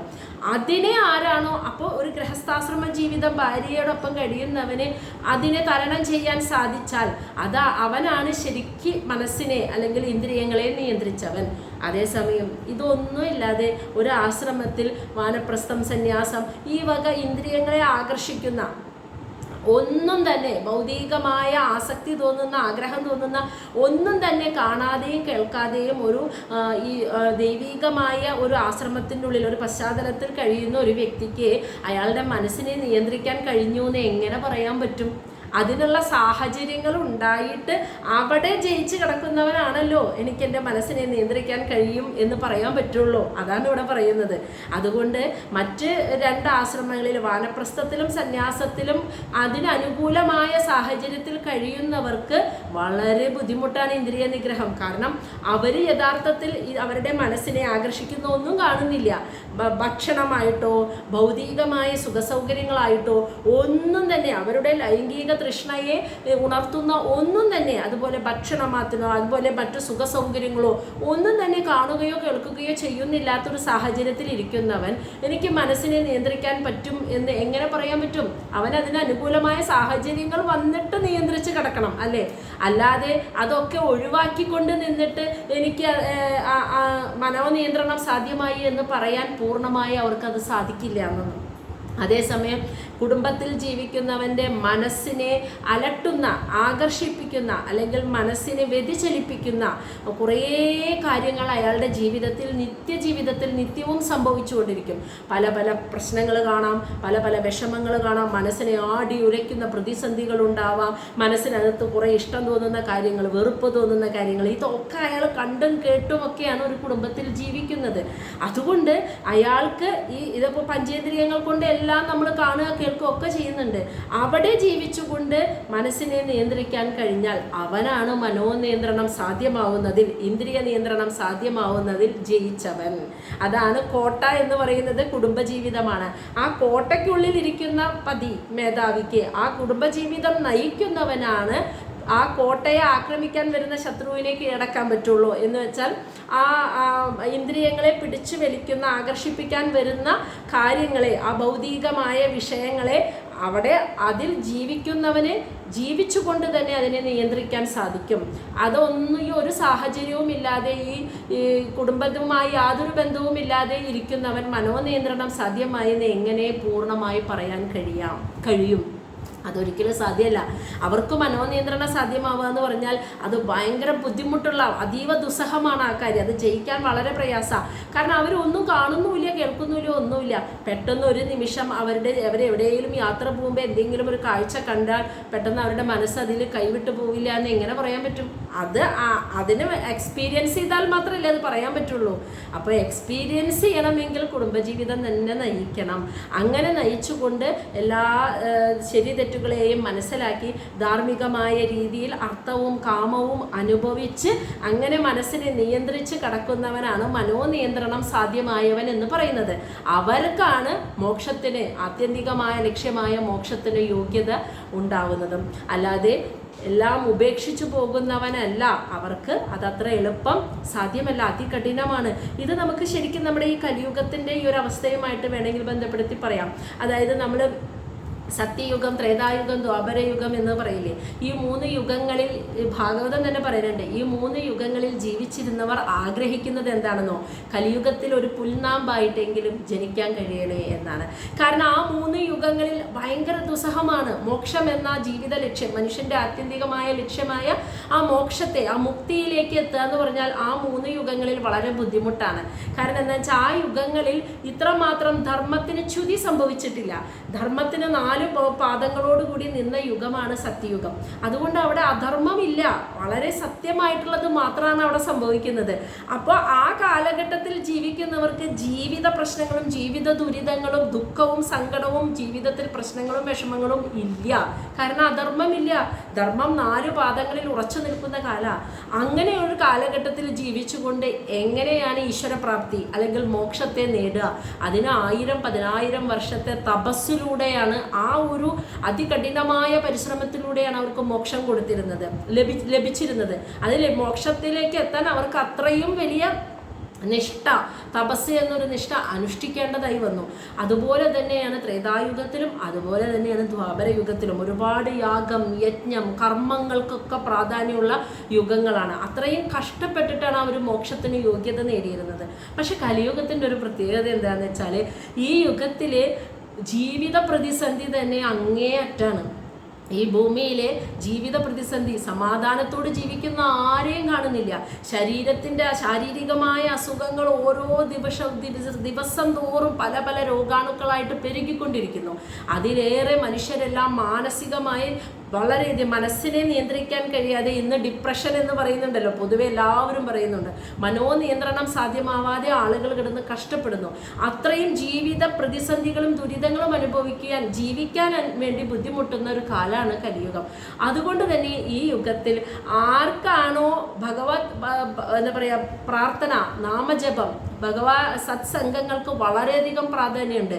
അതിലൂടെ മനസ്സിനെ അതൊക്കെ കേട്ട് ഭഗവാനിലേക്ക് മനസ്സ് ചേർത്ത് വെച്ച് മനസ്സിനെ നിയന്ത്രിച്ച് കടക്കാൻ കഴിയുന്നവർക്ക് മോക്ഷമാണ്. അല്ലാണ്ട് ഈ യുഗത്തിൽ തപസ്സിനൊന്നും ഒരു പ്രാധാന്യമില്ല. തപസ്, യാഗയജ്ഞാദി കർമ്മങ്ങൾ, ഇതിനൊന്നും ഈ ഒരു കലിയുഗത്തിൽ പ്രസക്തിയില്ല. ഈ കലിയുഗത്തിൽ നാമജപം, പ്രാർത്ഥന, ഈശ്വര ചിന്ത, അങ്ങനെയുള്ള ചിന്തയോടുകൂടി മാത്രം ഇരുന്നാൽ മതി. അപ്പം തന്നെ കുടുംബജീവിതം നയിക്കുന്നവർക്ക് മനസ്സ് ഭഗവത് ചിന്തയിലേക്ക് ചേർത്ത് വെക്കുമ്പോൾ മനസ്സിന് നിയന്ത്രണം ലഭിക്കുന്നു, മനസ്സ് ശാന്തമാകുന്നു. അവർക്ക് മോക്ഷത്തിനുള്ള യോഗ്യത അതുകൊണ്ട് മാത്രം ലഭിക്കും. മറ്റു യുഗങ്ങളെ പോലെയുള്ള തപസ് പോലെയുള്ള കഠിന പ്രയത്നങ്ങൾ ഈ യുഗത്തിൽ ആവശ്യമില്ല. കാരണം അതീവ ധർമ്മം തന്നെ മറ്റു 3 പാദവും പോയിട്ട് ഒറ്റക്കാലിൽ നിൽക്കുന്ന അവസ്ഥയാണ് ഈ കലിയുഗത്തിൽ. അതുകൊണ്ട് ജീവിത ദുരിതങ്ങൾ അതീവമാണ്. അതുകൊണ്ട് തന്നെ അതിനെ തന്നെ തരണം ചെയ്ത് ജീവിക്കുക എന്ന് പറഞ്ഞാൽ തന്നെ വലിയൊരു പരീക്ഷണമാണ് ഈ കാലഘട്ടത്തിൽ, ഈ കലിയുഗത്തിൽ. ആ പരീക്ഷണത്തെ വിജയിച്ച് കിടക്കുന്നവർക്ക് മോക്ഷമാണ്.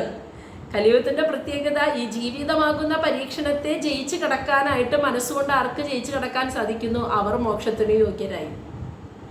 അതാണ് ഈ കാലഘട്ടത്തിൻ്റെ പ്രത്യേകത. അതുകൊണ്ട് തന്നെ മുൻ യുഗങ്ങളിൽ ജീവിച്ചിരുന്ന ആത്മാക്കൾ കലിയുഗത്തിൽ ഒരു പുൽനാമ്പായിട്ടെങ്കിലും ജനിക്കാൻ കഴിയണേ എന്ന് ആഗ്രഹിച്ചു പോയിരുന്നു എന്നാണ്, പ്രാർത്ഥിച്ചു പോയിരുന്നു എന്നാണ് പറയണത്. അങ്ങനെ ഒരു യുഗമാണ് ഈ കലിയുഗം. അപ്പോൾ ഈ കലിയുഗത്തിൽ ഒരു കുടുംബസ്ഥനായിട്ട്, അല്ലെങ്കിൽ അത് പുരുഷനായിക്കോട്ടെ സ്ത്രീ ആയിക്കോട്ടെ, ഒരു ഗൃഹസ്ഥാശ്രമ ജീവിതം നയിക്കുന്നവർക്ക് അവരുടെ മനസ്സിനെ ആടി ഉലയുന്ന ഒരുപാട് പ്രതിസന്ധികളും പ്രശ്നങ്ങളും തരണം ചെയ്യേണ്ടതായിട്ട് വരും. ആ സമയത്ത് അവർ പരസ്പരം കൂട്ടായി നിന്നുകൊണ്ട്, ഒരാൾക്ക് മറ്റാൾ താങ്ങായിട്ട്, ഒരാളുടെ ശരീരത്തിൻ്റെ പാതി മനസ്സിൻ്റെ പാതി മറ്റേയാളായിട്ട് താങ്ങായി നിന്ന് ജീവിക്കാൻ പറ്റിയാൽ ഈ ഒരു ഭൂമിയിലെ ജീവിതം അവർക്ക് ബാലൻസ്ഡ് ആയിട്ട്, മനസ്സിനെ ഒന്ന് ബാലൻസ്ഡ് ആക്കി ശാന്തമാക്കിയിട്ട് സമാധാനത്തോടെ ജീവിക്കാൻ സാധിക്കും. അത് മനസ്സിലാക്കിക്കൊണ്ട് തന്നെയാണ് അന്ന് ആ പ്രകൃതി എന്ന ശക്തി ബ്രഹ്മദേവന്റെ ശരീരത്തെ രണ്ടായി പിരിച്ചത്. അപ്പോൾ തീർച്ചയായിട്ടും ഒരു പത്നിക്ക് അത്രയ്ക്കും സ്ഥാനമുണ്ട് ഒരു പുരുഷന്റെ ജീവിതത്തിൽ. അതുകൊണ്ട് നിന്റെ ആവശ്യം ഞാൻ തീർച്ചയായും സാധിച്ചു തരും എന്ന രീതിയിൽ തന്നെ കശ്യപ മഹർഷി ദിതിയോട് മറുപടി പറയുന്നത്.